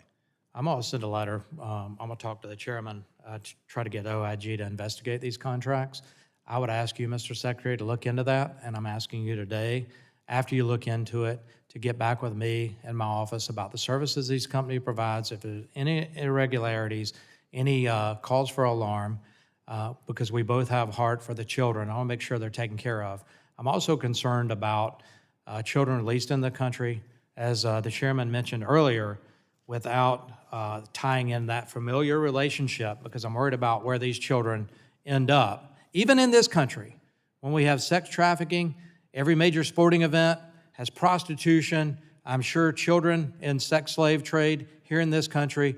I want to make sure that children that are sent here by their parents from these triangle countries or Latin American countries that make their way north, tens of thousands of dollars paid by those parents to send them north, and those children aren't entering the sex or the slave trade. And I look forward to your response on that. Now yield back. Gentleman yields back. And now I recognize Mr. Peters, the gentleman of California, for his 5 minutes of questioning. Thank you, Mr. Chairman. Thanks for the hearing. And thank you, Mr. Secretary, for coming. It's great that you're here. In your testimony, you note that the various challenges ORR faces in providing high-quality care for unaccompanied children calls for a whole-of-government approach. And for example, we heard about ORR's partnership with the Department of Labor to address trafficking, and I know that ORR works with state governments, including my home state of California, our home state of California, to resettle refugees and provide them with services. And I want to make sure that we continue to support this effort so that it's the coordination remains helpful and productive. So, Mr. Secretary, can you tell us how ORR is working to improve cooperation with state and local governments? I think this came up a little bit before, but particularly with respect to connecting children with post-release services. Congressman, thank you for the question. And I want to salute the folks in our state of California for their cooperation at the local level to work with us. When we had to stand up under very difficult and emergent circumstances back in 2021, facilities to be able to provide shelter and beds for children, we were able to work with the city of Long Beach, the county of Los Angeles, with the city of San Diego to stand up facilities. We had no choice but to use convention centers. We turned convention centers into a place for children to sleep, eat, get their care.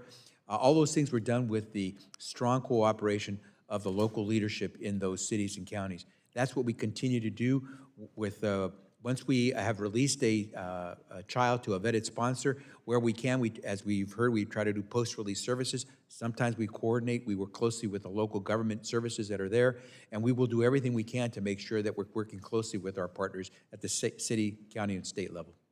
Thank you. I know Mayor Gloria appreciated the work of the federal government in that instance, and it was great we could all come together and use that asset, which, you know, sadly wasn't being used for conventions. It was a really smart thing to do at the time. But I guess not all states probably are working as productively with ORR, and some states refusing to license ORR facilities in their states. When a state refuses to collaborate, you know, what's the other side of that? How are children hurt? What is ORR doing to support children in states where you don't maybe have the same kind of partnership? Yeah, we've had a couple of circumstances where a couple of states have actually tried to de-license facilities that we use to provide care. We seek facilities that are going to care for these children while we have them in our custody that are licensed, that have gone through the process to receive a state license to actually offer care to children. We don't just care for these kids in a facility without people who are trained. Licensed care facilities we use where we can. And believe it or not, there are some states that are trying to prevent us from actually providing the care for these unaccompanied children through licensed facilities. It obviously harms the children if we can't try to protect them by having people who've gone through the licensing process. But what we've done is decide if they're going to shirk their responsibility, we're going to do what you would expect, which is to make sure that we abide by those standards that would be required of any facility that did get a license. Children can arrive with complicated pre-existing conditions, some which may be fatal, as unfortunately has been the case a few times this year. What do you do to ensure that all children in OR's care have access to high-quality medical care? And again, this is something you talked about a little bit in terms of your ability to follow up under the current law. Yeah, and that's where these licensed care facilities are so important, because they don't get a license unless they can provide that level of service, and in some cases, health care, medical services. We make sure that children receive the services that you would expect of any child. As I keep saying, kids are kids. We're going to treat them like your kid, my kid, anyone's kid. Children should not have to go through the trauma of being mistreated simply because people don't know who they are, have they not been around for a long time. And so we will provide whatever health care is available, both through our facility, and sometimes, as you mentioned, we actually send them to medical facilities in the surrounding area. Oftentimes, we have had kids who come with pre-existing medical conditions, and we have had circumstances where we have had children who are terminally ill come to our care. Mr. Chairman, you remember, Mr. Secretary, you remember the clock here. I'm running out of time, but I just want to say that I think everyone here understands that OR has a heavy responsibility to these children. I want to thank you for exercising the leverage of partnerships with states, localities, local organizations to make sure that we do take as good a care of these kids as we can. Thank you for your hard work, and if we can be helpful, let us know. I yield back. And thank you to you when we were in San Diego with those facilities.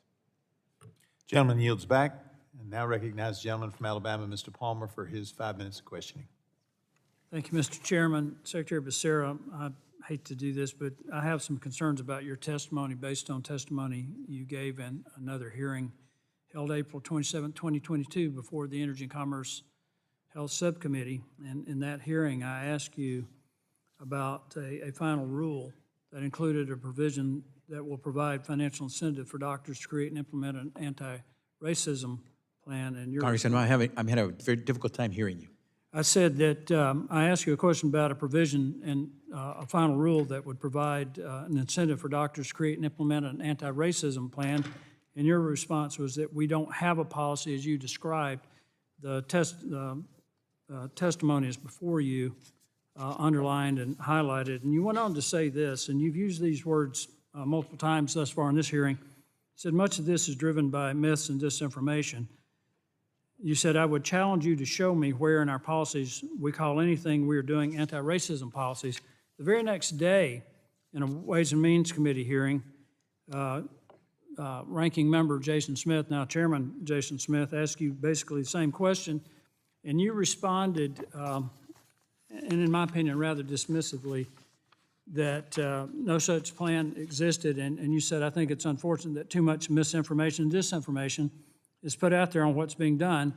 That's what confuses Americans. Chairman Smith and I submitted a letter to you pointing this out, and we pointed out that that you said that HHS does not have a policy as I think were referring to me, described, and that much of this is driven by mis and disinformation. One day later at the Ways and Means Committee, you gave the same response to Smith's questions. You responded to Chairman Smith's letter. You did not respond to me. And at the bottom of that page, the create and implement an anti-racism plan improvement activity, IAAHE 8, which was adopted through notice and comment. I've also provided the cover page for the rule that was dated November 19th, 2021, more than 5 months, or right out 5 months before that hearing before the Energy and Commerce Committee. And I've also provided you with the section in it under the proposed activity title. Would you read that? You'd like me to read what? The year and future years, it's clipped together there. It should be about the second group of documents there. I'll read it for you. The proposed activity titles create and implement an anti-racism plan. And in the proposed activity description, it says an understanding of race as a political and social construct, not as a physiological one. And then the final action after consideration of the public comments received, we're finalizing this activity as proposed. Now that's very problematic for me because I was very deferential to you in that hearing, and you commented on that. It's in the transcript. And I expected an honest answer. And I'm not saying you didn't give an honest answer, because if you answered truthfully, that means you did not know what was going on in your own agency. So what I want to know today, Mr. Secretary, is did you answer honestly, or were you uninformed 5 months after this rule was submitted? Congressman Palmer, first, let me thank you for the way you've posed the question, and thank you for the information you have before me. I can guarantee you that when I answered your questions, I answered them honestly, to the best of my knowledge. If you're providing me with information that shows some inconsistency in what I may have said, I'll take a look at this and try to get back to you. But first and foremost, I owe you that because of the way you respectfully asked the questions, and I will try to as respectfully respond back to your questions. Well, you've served in Congress, you've served as an Attorney General. Yes, sir. And I take this very seriously. I appreciate that. And what prompted this is the constant reference to disinformation and misinformation. We're very concerned about the well-being of these children. And we have evidence that things aren't as well as maybe you think they are. And I want to get to the bottom of this, but I also want to make sure that when any member of any administration, Republican or Democrat, comes before Congress, takes an oath to give truthful testimony, that that's exactly what we get. Now, Mr. Secretary, I'm going to enter this into the record, and we'll follow up on this later. I respect you and your willingness to respond back to us and clarify the record. With that, Mr. Chairman, I yield back. And I would like to enter these documents into the record. And we will take that up at the end of the hearing. I assume you provided that to our staff so they can provide it to the Democrats as well. Congressman Palmer, thank you very much. Thank you, Mr. Secretary. Thank the gentleman. He yields back. Now recognize gentlelady from Colorado, Ms. Dingell, for her 5 Thank you minutes. so much, Mr. Chairman. Mr. Secretary, it's great seeing you, and thank you for coming over today. I've been working on these ORR issues for a long time, as you know, and frankly, your agency and the Biden administration in general inherited a terrible immigration crisis, and particularly kids that came across the border under the Trump policies of separation of families really are, I want to talk about that in a minute with you, but they've been really devastating, and your agency has been forced to sort of try to put it all back together on a real-time basis. So I just want to ask a couple questions. The first thing that happens, an unaccompanied minor comes across the border, and immediately they're placed in ORR's care. After they come, within 72 hours, I think, right? They actually go into care at CBP, Right. and then they process them, And then they put them into your care. and they are required to try to do that within 72 hours. That's correct. So then the next thing that happens is the agency attempts to find relatives or other people in which to put the kids' custody. Is that right? That's correct. And that happens with most of these kids. Is that correct? All of the kids. We make No, an I mean, effort. you don't find relatives of all of the kids. The vast majority we do, but not all. That's correct. And so then you have a process. And most of the kids are placed quickly, but not all of them, right? That's correct.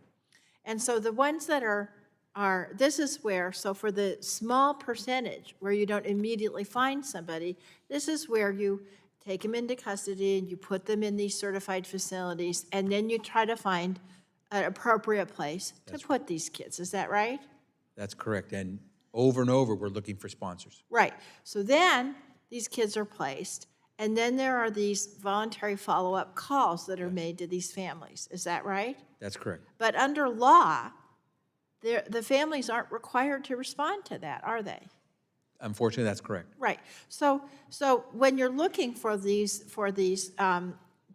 placements, this is where you were telling my colleagues, you do the background checks, you check out the homes, you do the home inspections where necessary. Is that right? That's correct. Now, and by the way, you don't have the ability legally to take these kids back into custody if there's some kind of a problem. Is that right? That is correct. So all of this process it's costly, and it takes a lot of money, doesn't it? Absolutely.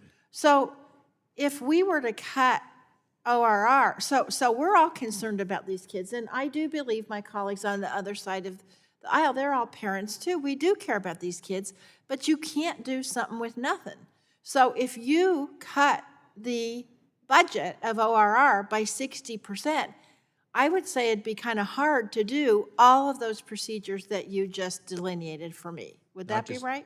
Not just hard, impossible. Right. You couldn't do the background checks. You couldn't run your certified centers. You couldn't do the home inspections. You couldn't do any of that for anybody, right? It'd be near impossible to do it. So you don't have to answer this, but it seems to me if everybody was so concerned about these children, they would increase your budget so you could do a more thorough investigation, so you could have better care for these kids, and so that you could really serve them right. Children are children. We owe them care. Right. Okay. I just want to get a quick report. I'm running out of time, but we still, in May of this year, we still had 868 kids from the previous Trump administration separation of families, that we had not found their loved ones. They hadn't been reunified. And it's getting harder and harder as time goes by because many of those parents have gone back to their home countries. Do you have a status report for me on what's going on with that? Congressman, we can follow up with you. Most of that activity is handled by the Department of Homeland Security, but we work with them when they are children, minor children. Okay, if you can get back to me, that would be great. I kind of want to know how many of those 868 kids we have found their families, and then what we're continuing to do about the rest of them. We had a lot, I was the chair of this subcommittee then, and we had a lot of hearings on it. It was just heartbreaking to see what the Trump administration did to those families. Thank you, and I yield back. Thank you. Generally yields back. Now recognize the vice chair of the subcommittee, Ms. Lesko from Arizona. Thank you, Mr. Chair. Thank you, Secretary. Secretary Becerra, I have the requirements here. Needed to become a foster parent for dogs and cats through City Dogs and City Kitties Rescue in DC. All the people who want to take a dog or cat into their home need to fill out an application, are interviewed by the rescue shelter, and their home is inspected. Mr. Becerra, does ORR inspect the homes of 100% of the prospective UC sponsors? Congresswoman, thank you for the question. Yes or no, please? 100%. Do you inspect the homes of the UC sponsors? We do a thorough vetting process of any sponsor. Do you, yes or no? 100% of the UC sponsors, sir. Do you inspect the homes of the unaccompanied children proposed sponsors? We will often do home studies of Well, some of I the guess that's a no. prospective sponsors. If you don't, which I assume you don't since you didn't answer yes or no, why is it that dogs and cats that are being foster parent in DC homes get a more thorough vetting and their homes are inspected, and not the sponsors of unaccompanied children being put into homes? Congresswoman, we do a thorough vetting process that Do includes... you inspect all of the homes? We do a thorough vetting process of the individual. You're not answering. Okay, my next question is, in Arizona, an individual seeking to become a foster adoptive parent and all adults living in that same household must pass an FBI and local criminal background check and have a level 1 fingerprint clearance card issued by the Department of Public Safety. What percentage of sponsors have completed FBI background checks? Every person who wishes to become a sponsor goes through background checks before they can participate in our... What percentage have passed an FBI background check? There are any number of background checks that they go through. It could You're include not answering fingerprinting again. or What DNA, percentage of voluntary DNA sponsors have testing. undergone sexual offender registry checks? We do sexual offender checks on anyone who wishes to be a sponsor. 100%. That is one of the checks that we do. 100% on all the sponsors? Any That's my person who question. wishes to be a sponsor has to go through these background checks. So 100%. Is your testimony that 100% of the prospective sponsors get a background check on the FBI background check, the sexual offender registry check? I've answered the question, but I'll say it once again. You have not answered the question, sir. So, Congresswoman, I have answered your question, but I will say it again. Every person who wishes to become a sponsor must go through a background check. It could include fingerprinting, it could include voluntary DNA testing, but it certainly includes things like a sexual offender check. It includes it. But you have not answered if 100% of the sponsors are required to pass an FBI background check and a sexual abuse and child abuse neglect registry check. My written testimony lists all the things we do to go through the vetting process. If you would like to follow up with further detail, more granular No, I'd like detail, you to answer the we can follow question up if with you. 100% of the sponsors have to pass an FBI background check. And as I've said, Congresswoman, Just say every yes or person- no. That would be simpler, wouldn't it? I'm answering the question, and No, you the haven't. answer is that we make sure that every person who wishes to apply to be a sponsor must go through a rigorous set of tests, including a background check. Well, you haven't said if they have to do an FBI background check. You haven't said if 100% of them have to do a sexual abuse or child abuse and neglect registry check as is required in Arizona for foster parents. I mean, so why is it that ORR has different standards for checking than Arizona does for vetting foster parents? Is it because they're unaccompanied children, because they're illegal immigrants? What is the reason? And Congresswoman, that is an excellent question, because you're equating the program we have with a foster care program, and that's the crux of the problem. We don't have the same authorities that a foster care program has in your state. We cannot track these kids the way you might want to track. I didn't say about tracking the kids. I'm talking about vetting the sponsors. It's the same process. In order to place someone in You do foster have the care, authority. that individual, that adult has to go through a process. We don't have the same authorities Mr. that states have. Becerra, if you are vetting these sponsors so great, how come, according to the Florida statewide grand jury documents, one single family in Austin, Texas, had more than 100 children sent to it by ORR? Another Texas address had 44 children. A third had 25. In Pennsylvania, one caseworker told the Times he went to check on a child released to a man who had applied to sponsor 20 other minors. I do not think that you are doing an adequate job, and with that, I yield back. Gentlelady yields back. Now recognize Ms. Schakowsky of Illinois for her 5 minutes of questioning.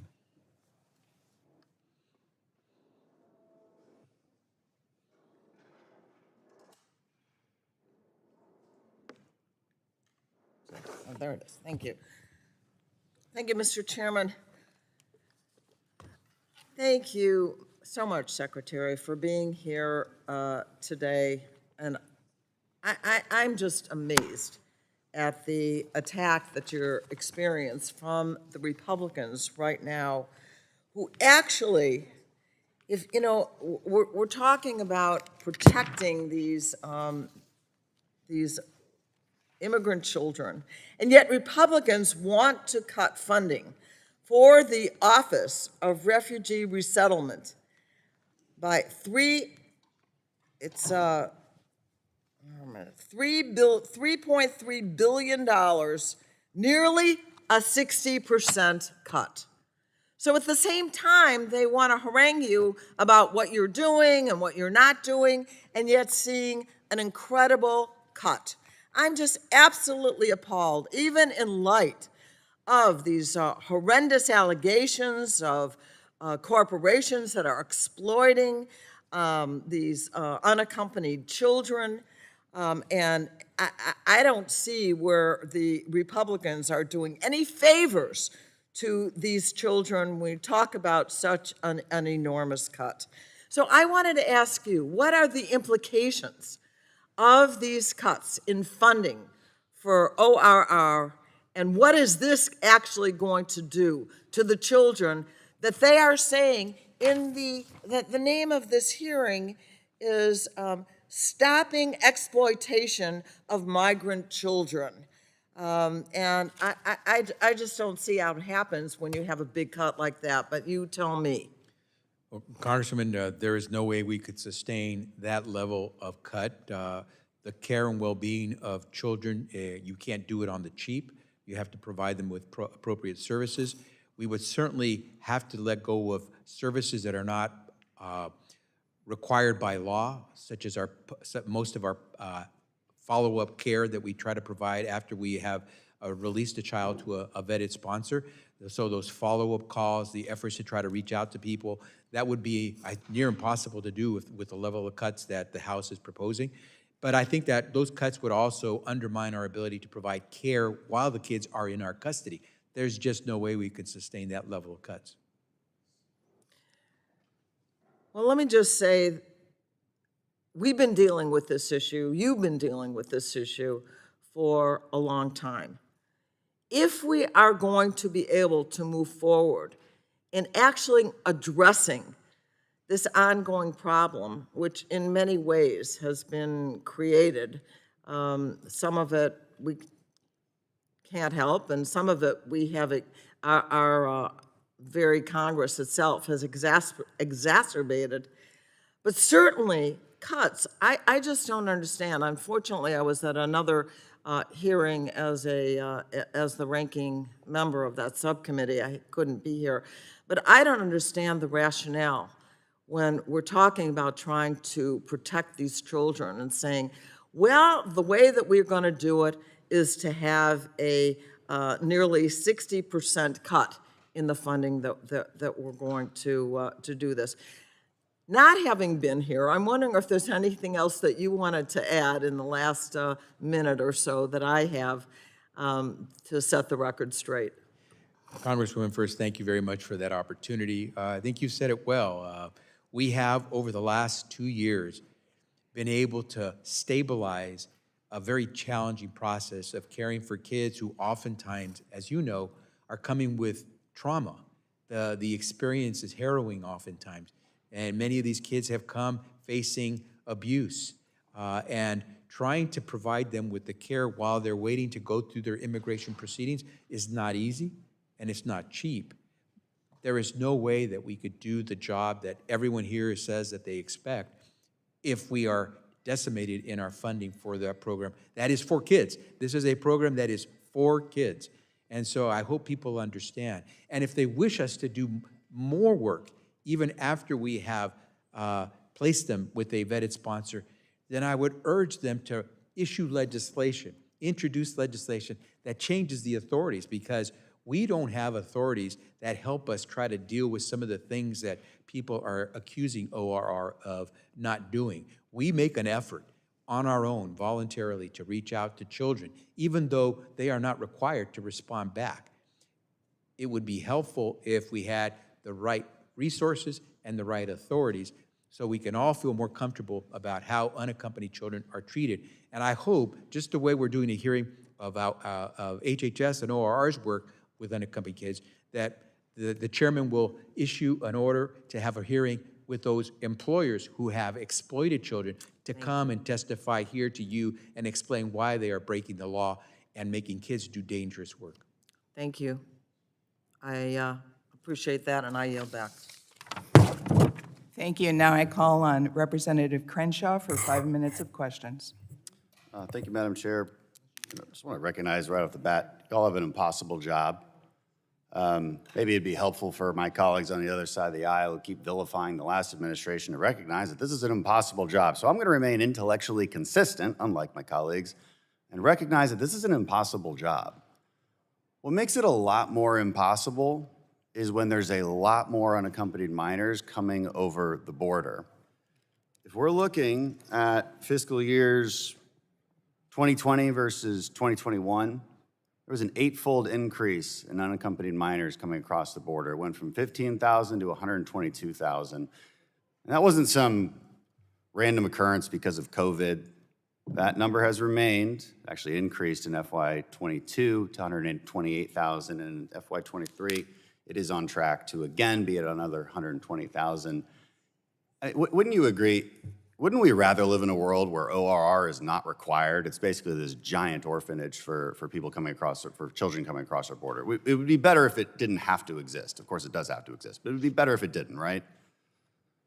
Congressman, we face the prospect of having to provide the care, and we're going to do what we can. Of course, but wouldn't you rather live in a world where you didn't even have to do that? Is it better for children or worse for children to go across an international border unaccompanied? Of course it's worse. Of course it's worse. Of course it's worse. So when we have an 8-fold increase, it not only makes your job ever more impossible than it already was, it's a humanitarian crisis. I can't imagine what changed between the years 2020 and 2021. Does anybody have any, there was an election, right, and a lot of policy changes that created a magnet for unaccompanied minors to come across. And then all of these problems we're talking about with sponsorship and intake and trying to vet sponsors and child labor and sex trafficking, they become exponentially worse because there's an 8-fold increase in the number of kids actually coming across. So how about that? You guys are just trying to deal with it. I get that. I'm not going to vilify you the way my Democrat colleagues vilified your predecessors in the last administration, but I do have some specific questions just to help kids through this about your policies. I was looking for some policy guidance on what to do when they go missing. It was actually much easier to find your LGBT guidance. This concerned me a little bit, maybe a lot of bit. The guidance says this: when making housing assignments for transgender or intersex youth, the care provider must consider the youth's gender self-identification. Care providers must not base housing assignment decisions of transgender or intersex youth solely on the identity documents or physical anatomy of the youth. So I want to just provide the following scenario. There's a 17-year-old boy, and I know you guys separate them by gender normally, right? I hope so. There's a 17-year-old boy. He tells you all that he's a girl. Does he automatically just get placed into the women's facilities? Is that how that process works? Congressman, thanks for the question. At HHS, we have a legal obligation, a moral obligation as well, to safely and humanely care for all the... Is that how the process works? Come on, I'm being really good faith. I'm acting in good faith with you. I hope that's not how the process works, right? Because 72% of the people that come across UACs are actually 15 and older. I mean, you can barely describe them as children. And so we make sure that we provide all the children in our care with the human rights protections and freedom from discrimination and abuse that they're entitled to. So it is how that works. It shouldn't work that way, all right? That's at least one member of Congress telling you it should not work that way. It puts girls in danger, and I bet a lot of the girls are younger in age. All right, I want to move on to a couple other things. There was something you said in your testimony that the sponsors are not required to answer your calls when you do that follow-up. Whose rule is that? Is that HHS's rule? Is that a statute? Why can't we make them answer the phone? And if they don't, why can't you send Child Protective Services after them? Congressman, thank you for that question. We do not have the authority to require them to respond to us. That doesn't, why not? Okay, so that needs to be a statute change. That's a question you have to ask yourself. Okay, that's a statute change that needs to happen? Okay, that's helpful. Gang affiliate, I'm out of time. Well, actually, could you respond to my colleague's previous question about how do these kind of cases happen? They were talking about in Austin where one sponsor could request and like 20 different kids time and time again. This one had 44 children. Please explain how that happens, and I yield back. I'm not familiar with that circumstance, but every sponsor has to go through a thorough vetting process, and anyone who has a flag of having tried to sponsor 43 previous kids would certainly be flagged. I would hope so. I yield back. I'm out of time. Gentleman yields back. Now recognize the gentleman. Nope. Oh, he's a wave on. Okay. All right, sorry. Recognize Mr. Armstrong for his 5 minutes of questioning. Thank you, Mr. Chairman. You know, we've heard testimony in numerous different committees, and one of the things I think that is pretty much any Border Patrol agent that we have heard and wherever we're at is that the cartels are in operational control of the entire northern third of Mexico. And this Congress, we have received testimony in the Oversight Committee from Border Patrol that every person who reaches the southern border essentially at this point has had to deal with the cartels at some point in time. If the gentleman could speak up. It has had to deal with the cartels at some point in time. You don't have any reason to disagree with that statement, do you?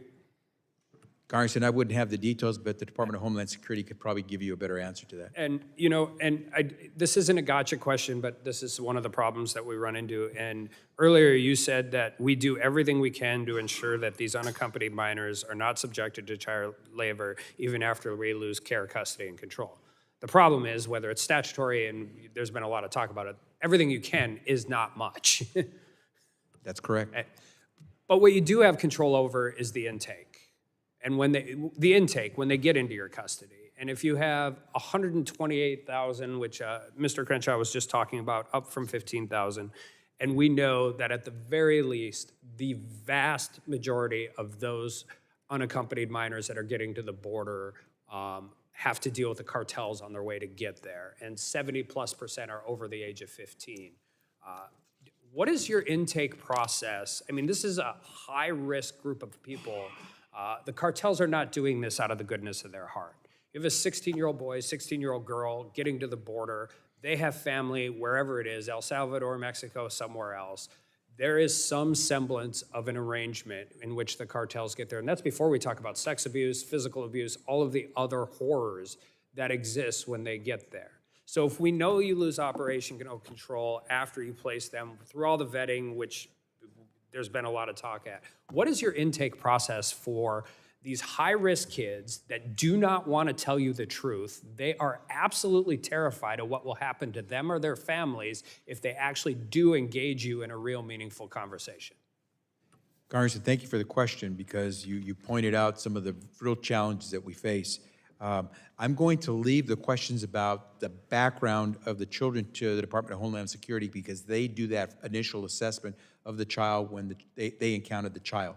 And and that's okay, but it's actually not okay. But if that's the policy, that should change, because you have them for a very specific period of time, and you have them in custody, and we know, and we can talk to anybody who has been on the southern border, that the vast majority of those children that are coming to the border, and not all 17-year-olds are created equally. If you grew up in the streets of El Salvador at 17 years old, you've had a pretty hard life already. But I don't want to talk about that part of it. I want to talk about the ones that exist in this space where we have a finite amount of time to deal with whatever metrics that are going on in their life that got them to that border.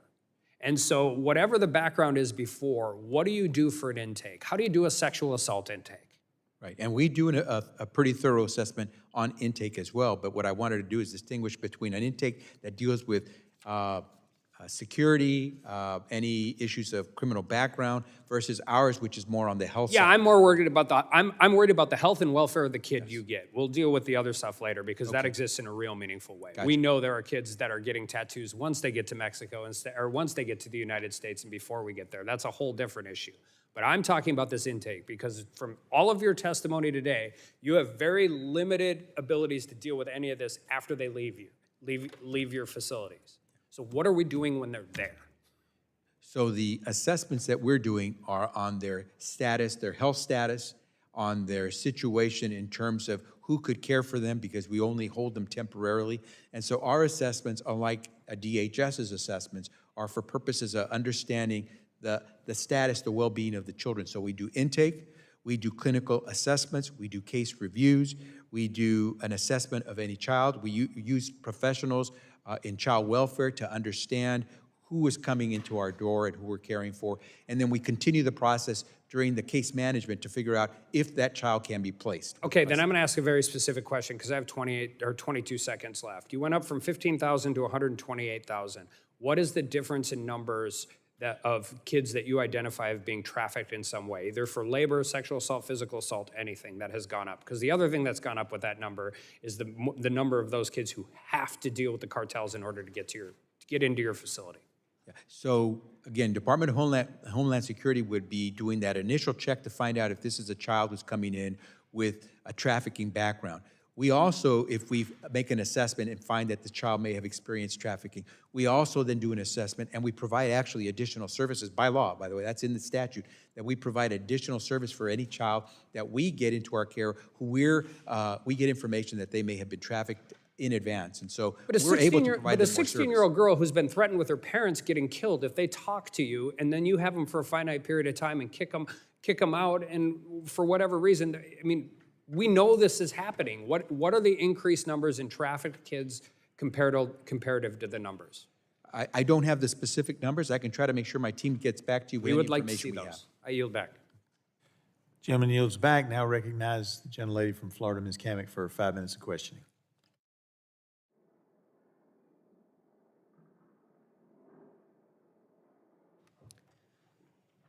Thank you, Secretary Becerra. I want to start with your attention here on this jar. Do you see this? Do you know what this is? Looks like candies or snacks. Unfortunately, the reality is much more grim. These are wristbands that the cartels force people to wear when they cross the border. And if you're not wearing one and you cross the border, the cartels will take a limb or an appendage. This is what these people are forced to wear, and it dictates what cartel they belong to, how much they have paid. And they are absolutely a part of the horrors of trafficking and smuggling that occurs at our southwest border. And I have to point this out because I want to tell the journey, because this has really been laid out in bits and pieces along the way by my colleagues. and we're here to talk about these kids. So if you could turn your attention to the screen real fast, I want to show a quick photo that I took. It was 11:46 at night. I myself took this photo. That little girl that you see was acting terrified, not of the agents, not of myself, but of the man holding her. The very next day at the Donna Processing Facility, we threatened, and I was there to witness this man with a DNA test. He confessed that he actually was not her father, that he had rented her. This is a process called recycling. Now, I know we're here to talk about what happens to these kids after this point, but this little girl was then turned over to HHS custody, your custody, and you've talked at length today about the vetting process, right? And so you now know that this little girl, not through a DNA test, she's not related to that man, she now is in your custody. You have your own case managers who are supposed to vet these processes, and we of course know this from the Florida grand jury. These case managers have very little training or no training in interviewing these individuals, particularly children and young children who have been traumatized. You can imagine that this man who you just saw on the screen, who by the way was a convicted sex offender with this child, you can imagine the trauma that that child had sustained. Your own case managers are not trained in examining, evaluating, or recognizing documents as authentic or fake. She came with no documents. They have no official training when it comes to trauma-informed interviewing skills, no official training when it comes to investigating the safety or legitimacy of addresses to which a UAC may be sent. Now, I don't know what happened to that little girl, but what I do know is that the sponsors that you claim to thoroughly vet, which I would love to get your definition of thorough, because you haven't been able to articulate that here today. It also would include the fact that these kids show up with numbers pinned to their clothes or Sharpied on their bodies to call. Agents have reported in official testimony that these kids have the numbers, the same phone number Sharpied on their arms time and time again. Now, we've heard, of course, of situations where the same sponsor is being called, and magically 20, 30, 40 kids end up with that sponsor. And again, I go back to your statement of we thoroughly vet. You've really emphasized that. Do you vet every member of the household? And does it include an FBI check? Does it include an Interpol check? I would hope that it would, considering that we've had 151 different nationalities cross the southwest border under the Biden administration. But I'm guessing that it doesn't, because only 9% of the UACs are subjected to a DNA test with their sponsor, less than 23% to a background check. And again, I should point out for the record the fact that you release these folks, these kids, to sponsors that are in the country illegally. By definition, they have already broken the law. Is it a standard operating policy to release children into the hands of sponsors in households that haven't been properly vetted and that are here in the country illegally? I think I heard a question there, and so I'll try to respond because you packed a lot in there, a lot which I think has a lot of misinformation and that I disagree with. I could first start by saying that we do go through a thorough process on assessment of the child when the child first comes to our attention. So that little girl, I'm sorry, I'm going to reclaim my time. Secretary, what is your definition of thorough? I mentioned it in a previous Does it include response. a DNA test? An assessment of the child's No, that is not my situation. question. My question is, does it include a DNA test, yes or no? DNA is one of the tools that we use on occasion. In only 9% of the cases. Does it It is include a tool that background we check? use. We do a number of things to go through a series of tests and assessments of a child when we get them. We do And a the same background type check of in vetting. only 23% of the cases? And the DNA, by the way, that you rely on in your ORR case managers, if you could please pull up Exhibit 2. This shows that the DNA requirements that you rely on in the case files, I realize this is a CBP document, but this memo is something that is really important for what we're talking about, because so much of the case files that your case managers rely on in vetting these thorough checks, they've suspended the DNA requirement. I'm out of time. I know you want to answer the question anyway and deviate from your carefully crafted talking points, but I think this is disgusting that 85,000 children are missing, and it's on your watch. With that, I yield Gentlelady back. yields back. Now recognize the gentleman from North Carolina, Mr. Hudson, for his 5 minutes of questioning. Thank you, Mr. Chairman, and thank you, Mr. Secretary, for being here today. On President Joe Biden's first day in office, dozens of President Donald Trump's common sense policies maintaining our southern border were reversed. Policies like Remain in Mexico, Safe Third Country, Title 42, and border construction was stopped even though the contracts were paid. President Biden and Secretary Mayorkas' open border policies have created a national security and a humanitarian crisis. As a father of a second grader and congressman of the largest military installation in the country, it is heartbreaking and frustrating to see this rapid decline in border security. This administration's open border policies have not only affected our nation's border communities, but all communities, including those in North Carolina. Because of the reversals of these policies, your agency has been overwhelmed. So the decision was made to weaken vetting procedures for sponsors at the expense of the safety of unaccompanied minors and the communities across our nation. As we saw in an investigative report, HHS has undone safeguards in place to make sure children are placed with safe sponsors. The result has been over 85,000 lost children, untold numbers of whom have fallen victim to sex and labor trafficking. Mr. Secretary, you previously sat before me at a health subcommittee hearing on May 12th, 2021. I asked you point blank if you were planning on sending unaccompanied minors to North Carolina. You told me, quote, "There is no plan that we have to shelter children in North Carolina," end quote. But your staff has since informed me that the Office of Refugee Resettlement conducted an initial site visit at the American Hebrew Academy in Greensboro, North Carolina on April 22nd, 3 weeks before your testimony, and that your people actually conducted a full formal site assessment on May 12th, the day of your testimony. Your folks were on the ground in North Carolina.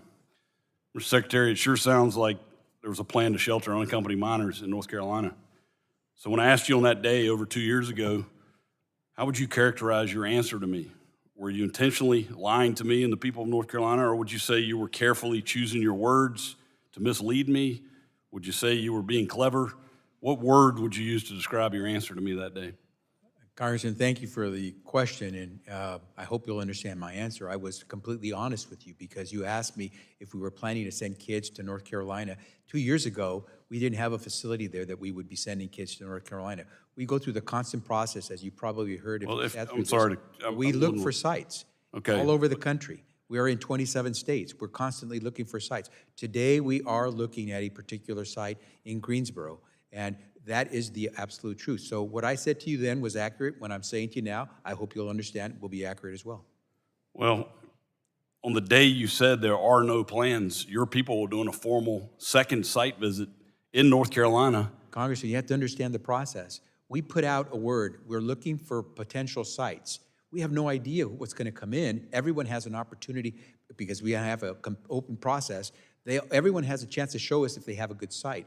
At that point in time, we had no idea if there would be a particular site in Greensboro that we could use. There might have been interest, but we still, 2 years later, and we still don't have an open site. So were you carefully using the word plan? We don't have a plan to try to trick me? No, I was trying to be honest with you. If you ask me about where we are right now with any particular site in Greensboro, I'll give you the details that I can give you today with what I know. But I can't predict, I couldn't have predicted 2 years ago where we would be today. And we still don't have a particular center open in Greensboro, North Carolina. Okay, we'll agree to disagree on that. But speaking of that, I want to know why we even need this facility in North Carolina. There are 2 influx care facilities in Texas that were placed in warm status, meaning there was no unaccompanied minors in care and minimal facility management services on site. Your staff tells me they plan to move the Greensboro influx care facility into warm status next month. To me, this sounds like your department may be wasting taxpayer dollars on 2 empty facilities in Texas and plan to open yet another one in North Carolina. Mr. Secretary, if 2 facilities in Texas were moved down to warm status, what factors, though, are using to move the Greensboro facility up to warm status? How are you using the same factors to justify 2 contradictory actions? Congressman, fair question. One of the sites, for example, Fort Bliss, is a military installation. We were able, 2021, when we needed to find places, we essentially stood up a site for kids. But Fort Bliss is not supposed to be a place where you care for kids. We're looking for a more permanent site that is more amenable, accommodating to children. And that's where we put out the call from all over the country. One of those sites that may ultimately go online is in Greensboro, because it is going to be one that we have actually stood up to provide for services to kids, not a military installation. Okay, well, I'm out of time, but I believe when I asked you 2 years ago, do you have any plans to put children in North Carolina, to be honest with me, rather than saying, well, we don't have a plan, you should have said what you said today, which is we're looking everywhere. We are looking at a site. In fact, my people on the ground today in North Carolina looking, it's possible. I mean, that would have been a more complete, honest answer, I think. Congressman, you've approached this in a very respectful way, and I hope I can say this respectfully to you. I hope that you'll find as we develop the relationship, and I hope a friendship, that I will try to be as honest with you as I can. Well, I look forward to that. Thank you, and I yield Gentleman back. yields back. Now recognize the gentleman from California, Mr. Cardenas, for his 5 minutes of question. Thank you, Mr. Chairman. Appreciate this opportunity to have this discussion and this public discussion on this very, very important issue. Mr. Secretary, you've inherited a deeply challenging task, and on the heels of the Trump administration's egregious and inhumane family separation policy, you're charged with protecting kids who are increasingly exploited and forced into child labor by U.S. corporations, being forced to work with unsafe machinery and hazardous materials, risking literally life and limb. All of this because of lackluster approach to protecting children by some of my Republican colleagues and the twice impeached president who routinely vilified and mistreated immigrants. Let me be clear, child labor is child abuse, and this needs a strong legislative response at every level.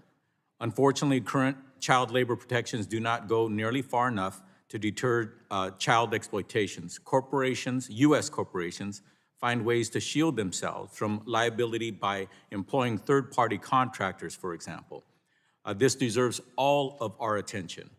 We need solutions designed to protect children. Meanwhile, child labor laws are being systematically weakened by many Republican legislators at the state level. For example, in at least 10 states, legislation has been proposed to roll back modest child labor protections in an attempt to enable multi-billion-dollar corporations to exploit children right here in America. Immigrant children are getting tangled in barbed wire and drowning in the Rio Grande, Texas.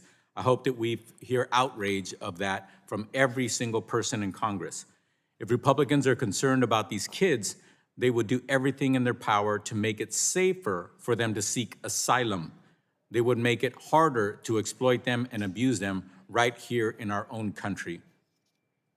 Also, one of the solutions that seems to be on the minds of some of my Republican colleagues is claiming that the solution is to the exploitation of unaccompanied minors is to shut down immigration at the southern border. This approach is unconscionable and it's just un-American, and it's also untenable. Unaccompanied children are some of the most vulnerable among us, and the United States has a moral and legal obligation to ensure that those children are safe. I refuse to have us turn our backs on children fleeing war, violence, persecution, and abuse. We can address exploitation by making sure sponsor vetting reflects best practices and equip ORR to provide post-release services, and by having a 60% cut, which is what some of my colleagues want to do, is not a solution at all. But we should not tolerate the simplistic and inhumane proposal that the answer here is to shut down the southern border. It's time for us to get serious about how we can support these children and not inflict unnecessary cruelty on vulnerable children. I have a question for you, Secretary Becerra. How have state laws rolling back child labor protections impeded HHS's ability to serve and protect unaccompanied children after being released from ORR custody? Congressman, thank you for the question. And as you know, in order to be able to enforce laws that protect our children from exploitive labor, we need to have a partnership with our state partners, because it won't be enough to just try to do it through the Department of Labor at the federal level or with HHS. We need to work with our state partners. And if a state is actually diminishing its protections against child labor, it sure makes it tough for us to go out there and enforce against this type of exploitive practice. I think by diminishing those local laws, it actually encourages bad actors across this country to just even do more. Have there been other efforts at the state level to restrict corporations with ORR? If so, what presented the greatest challenges?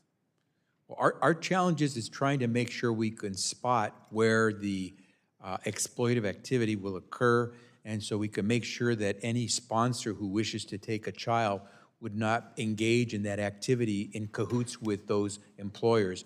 And so the more sight we have on that working with the Department of Labor, the more likely we'll be able to prevent the child exploitation that occurs. So Department of Labor at the federal level, but there are also departments of labor at the local level in states, right? In fact, they're more important because they are on the ground and have greater resources and personnel to try to protect labor laws, especially for children. The department at the federal level, Department of Labor, is very stretched, and we continue to do these partnerships so we can get the best efficiency out of our working together to protect these kids. Well, I hope Congress gives you more resources to do the job that is needed to be done. My time having expired, I yield back. Thank you. Gentleman yields back and now recognize Ms. Harshbarger from Tennessee for her 5 minutes. Thank you, Mr. Chair. Thank you, Secretary Becerra, for being here. I've got several questions, or mainly yes or no's.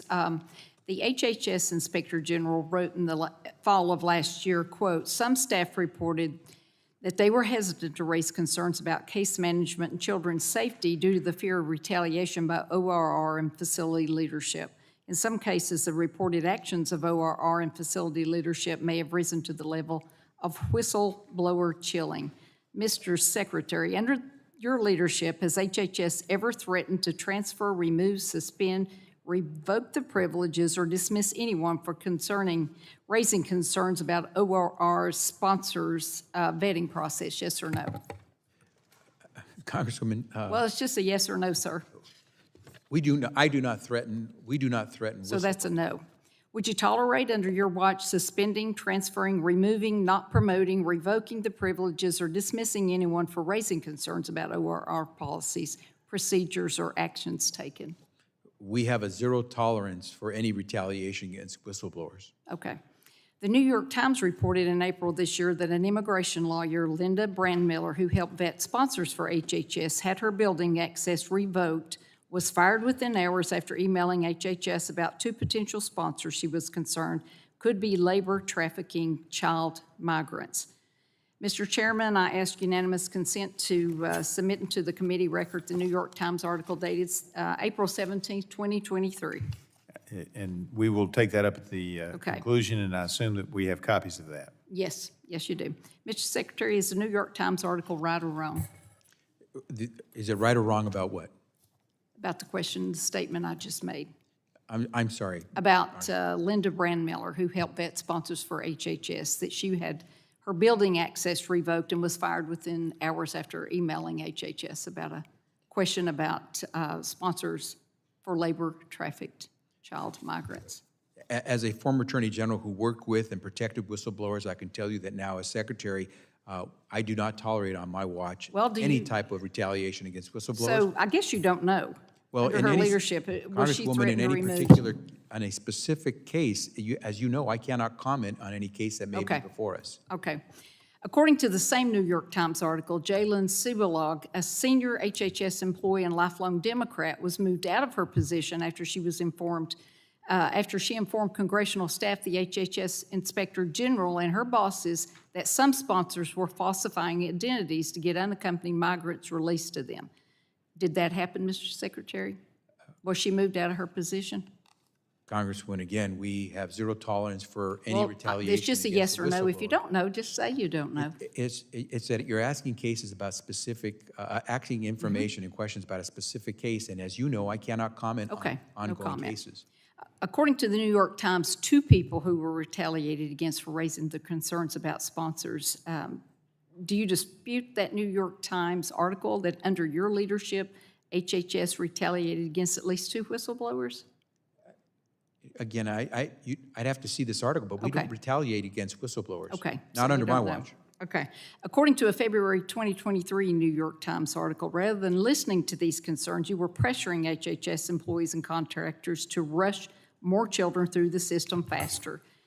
According to the inaccurate. Times, you were captured on video saying to staff last summer, quote, "If Henry Ford had seen this in his plans, he would have never become famous and rich. This is not the way you do an assembly line," unquote.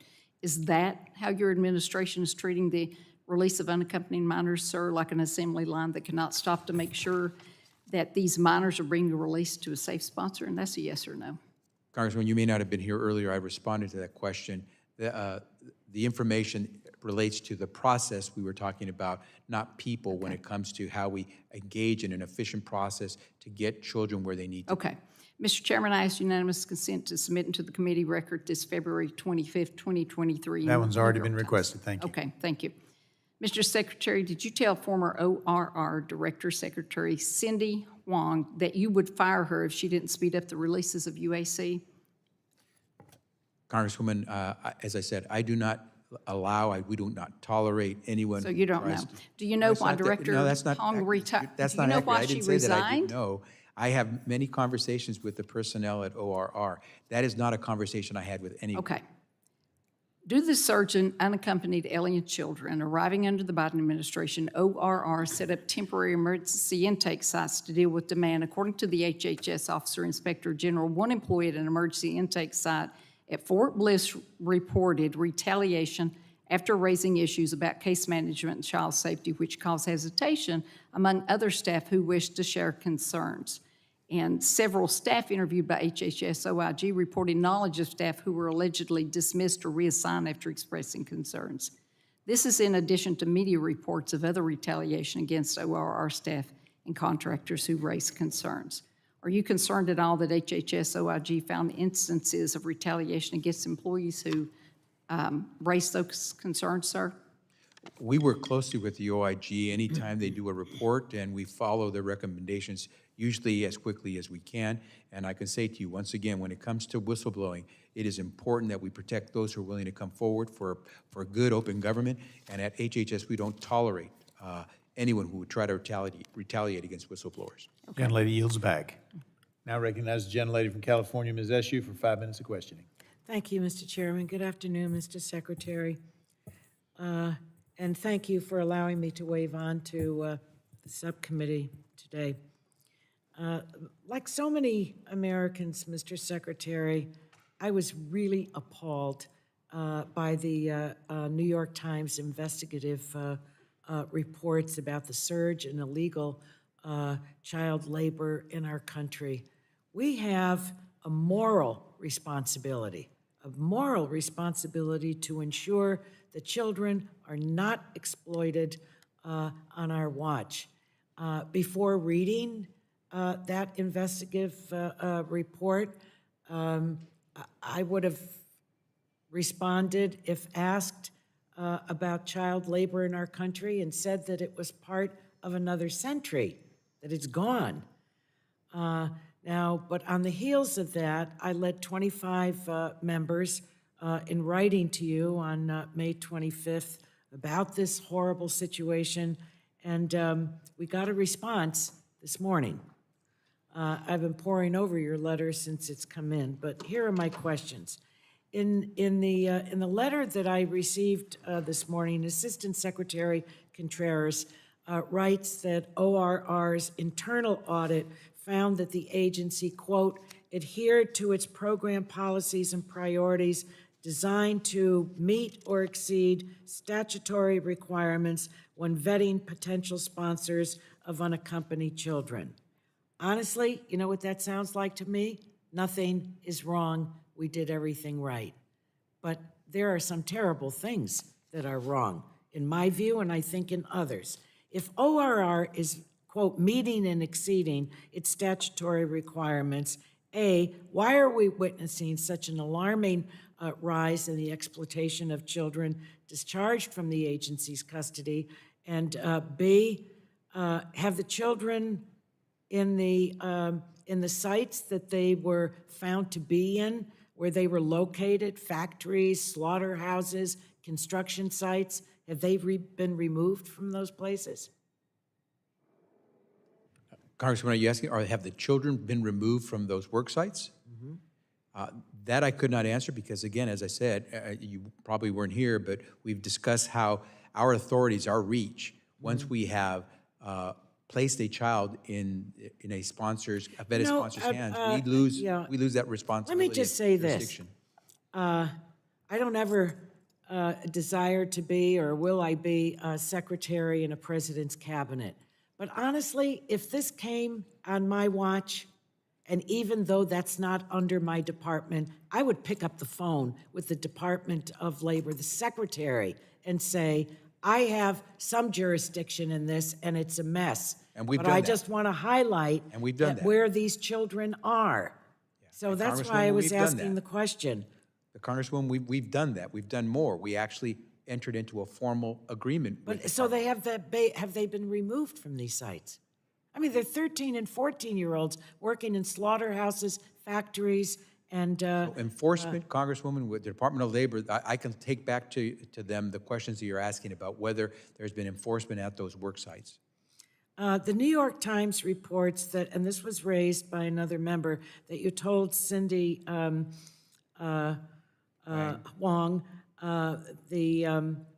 that, quote, if she could not increase the number of discharges, that is of unaccompanied children, you would find someone that could.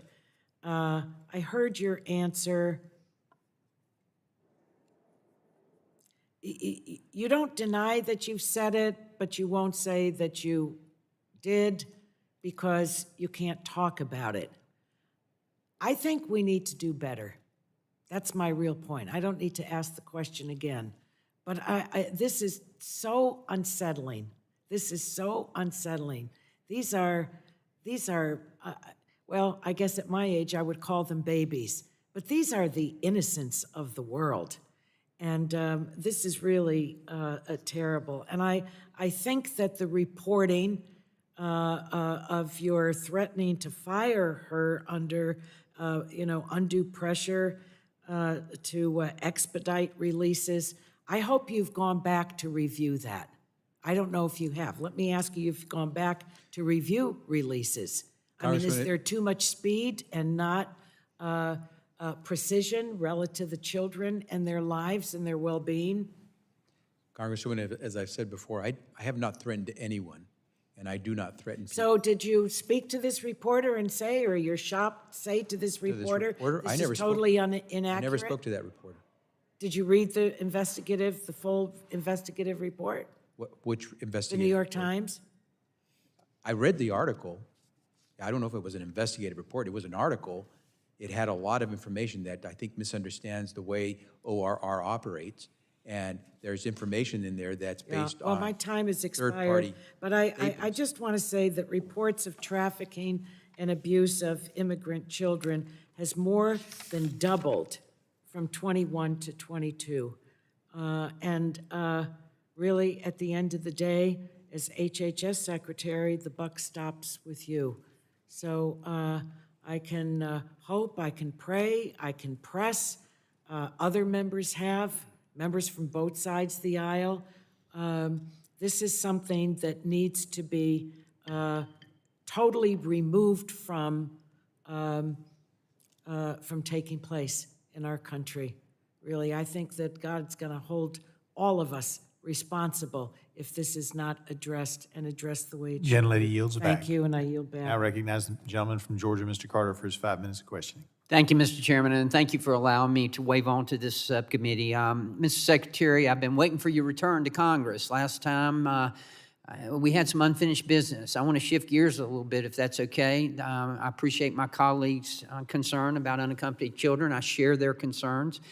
But I have another concern, and it's about the Inflation Reduction Act, specifically about the prescription portion of that. You and I have spoken about this before at this committee as well as on the Budget Committee. And you have expressed and you've said it's your personal belief that the Inflation Reduction Act would lead to more cures being developed by the same pharmaceutical and biotech companies whose research and development you're fixing to slash. As you know, professionally, I'm a pharmacist. And I have seen nothing short of miracles as a result of research and development. And that's why this is so important to me. I've watched families. I've watched families suffer. I've seen children lose parents. I've seen parents lose children. And it's very important to me that we continue with the research and development and the new drugs that I've witnessed in my career, drugs that have been nothing short of miracles. And yet, again, you maintained and said at the last time that I had the opportunity to ask you questions that you believe that the Inflation Reduction Act is going to result in more cures. Whereas researchers at the University of Chicago said that the IRA will eliminate up to 342 cures over the next 20 years. The biotech research firm Vital Transformation predicts that up to 139 drugs will not be developed over the next decade because of the IRA, and that up to 49 treatments currently on the market would not have existed had the IRA been in effect.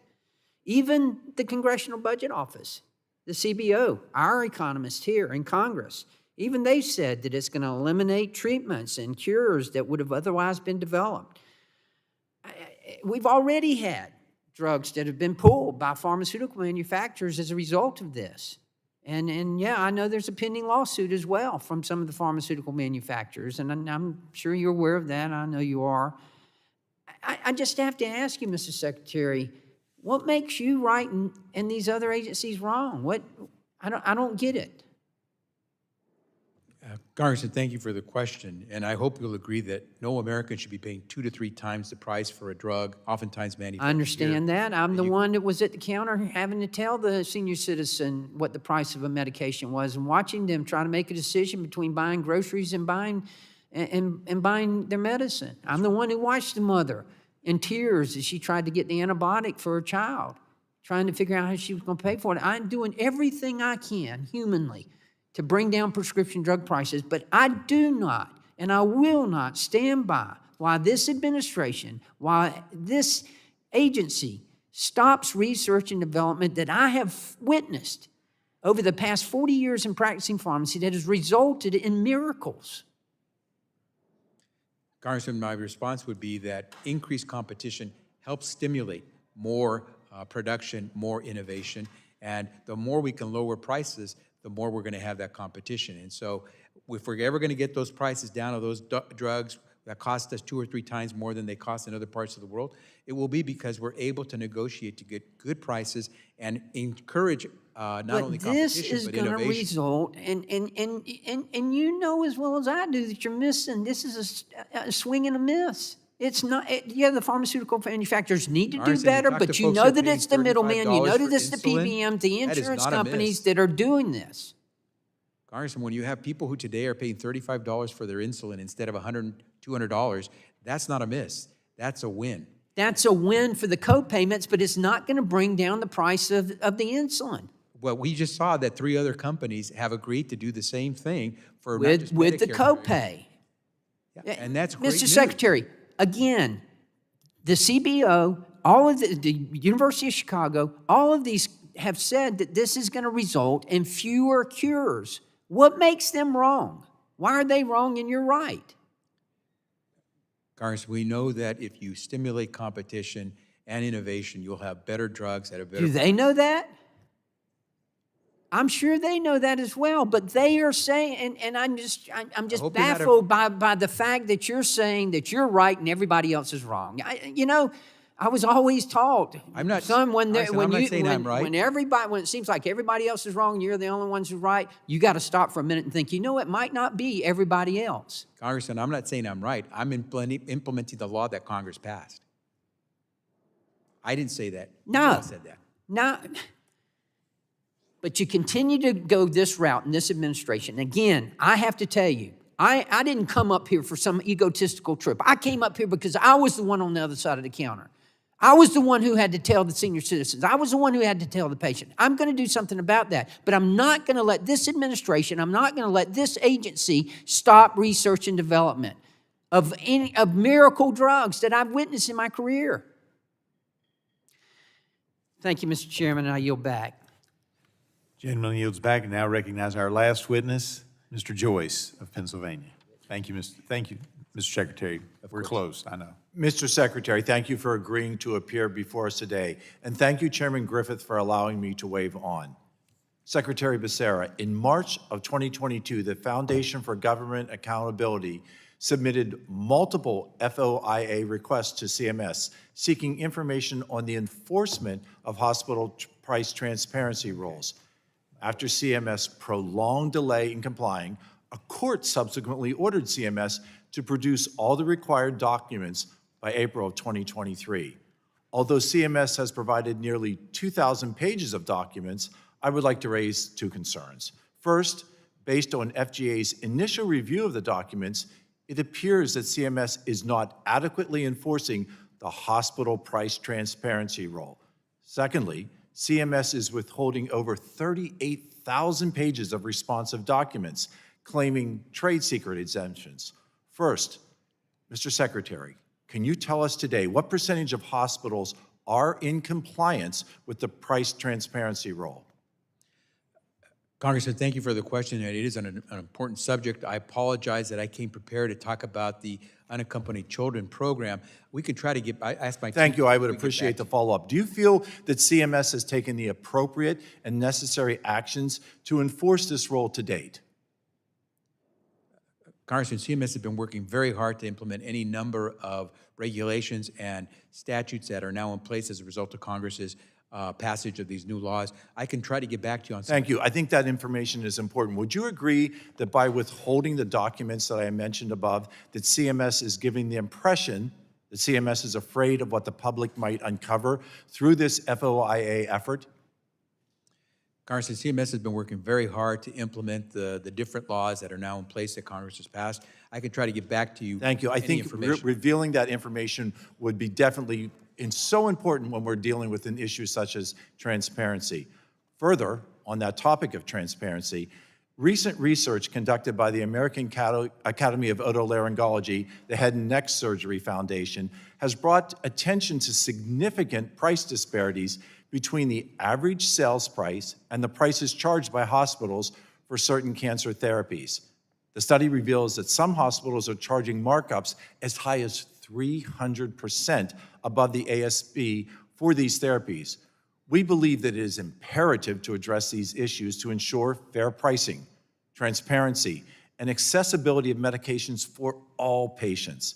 How do you plan to address this practice and ensure that patients are not burdened with exorbitant costs for life-saving treatments? Congressman, we continue to move forward with the implementation of the very important price transparency law, as well as the No Surprises Act that you all passed that makes sure that consumers, patients, are not burdened with unexpected bills, that they have a chance to understand what their bill might be if they go into a hospital. I can try to follow up with you with any of those questions. I apologize that I came more prepared. I thank you. I think that you're addressing transparency with us in drug pricing, as recently mentioned with questioning, is essential for patients. They need to have that transparency to make informed decisions, specifically regarding their medical care. What steps will you take to promote greater transparency in hospital pricing for cancer therapies to prevent excessive markups and ensure affordability for patients? Congressman, we continue to try to make sure that we're implementing not just the letter of the law on price transparency, but the spirit, which means every American should be able to understand what the charge would be for the services they're about to get. No one wants to be blindsided. So we continue to implement. Obviously, as you know, as you stated, there are a lot of folks, a lot of stakeholders who don't like the law that you all passed, because that means they have to be more open and transparent. So we're going to continue to do the work. We look forward to working with you on that. And I think to that endpoint, and I appreciate you offering to bring forth that percentage of hospitals that are in compliance with the transparency rule, I think as this committee works towards transparency, works towards access of the greatest therapies in America for these patients who are undergoing significant hardships as they face cancer therapy and cancer treatment. I thank you again, Secretary Becerra, for being here with us today. Mr. Chairman, once again, I thank you for allowing me to wave on, and I yield the remainder of my time. I thank the gentleman for yielding back. Seeing there are no further members wishing to ask questions, I would like to thank our witness again for being here today. Secretary Becerra, thank you. I know that some of the questions were not directly on point on what we want to talk about, but most of them were. And you agreed to get back with some of those questions where you were not expected to be prepared today, and I appreciate that. Pursuant to committee rules, I remind members that they have 10 business days to submit additional questions for the record, and I ask the witness to respond within 10 business days upon receipt of those questions. And I also ask unanimous consent to insert in the record the documents included on the staff hearing documents list. Without objection, that will be the order, and this subcommittee is adjourned.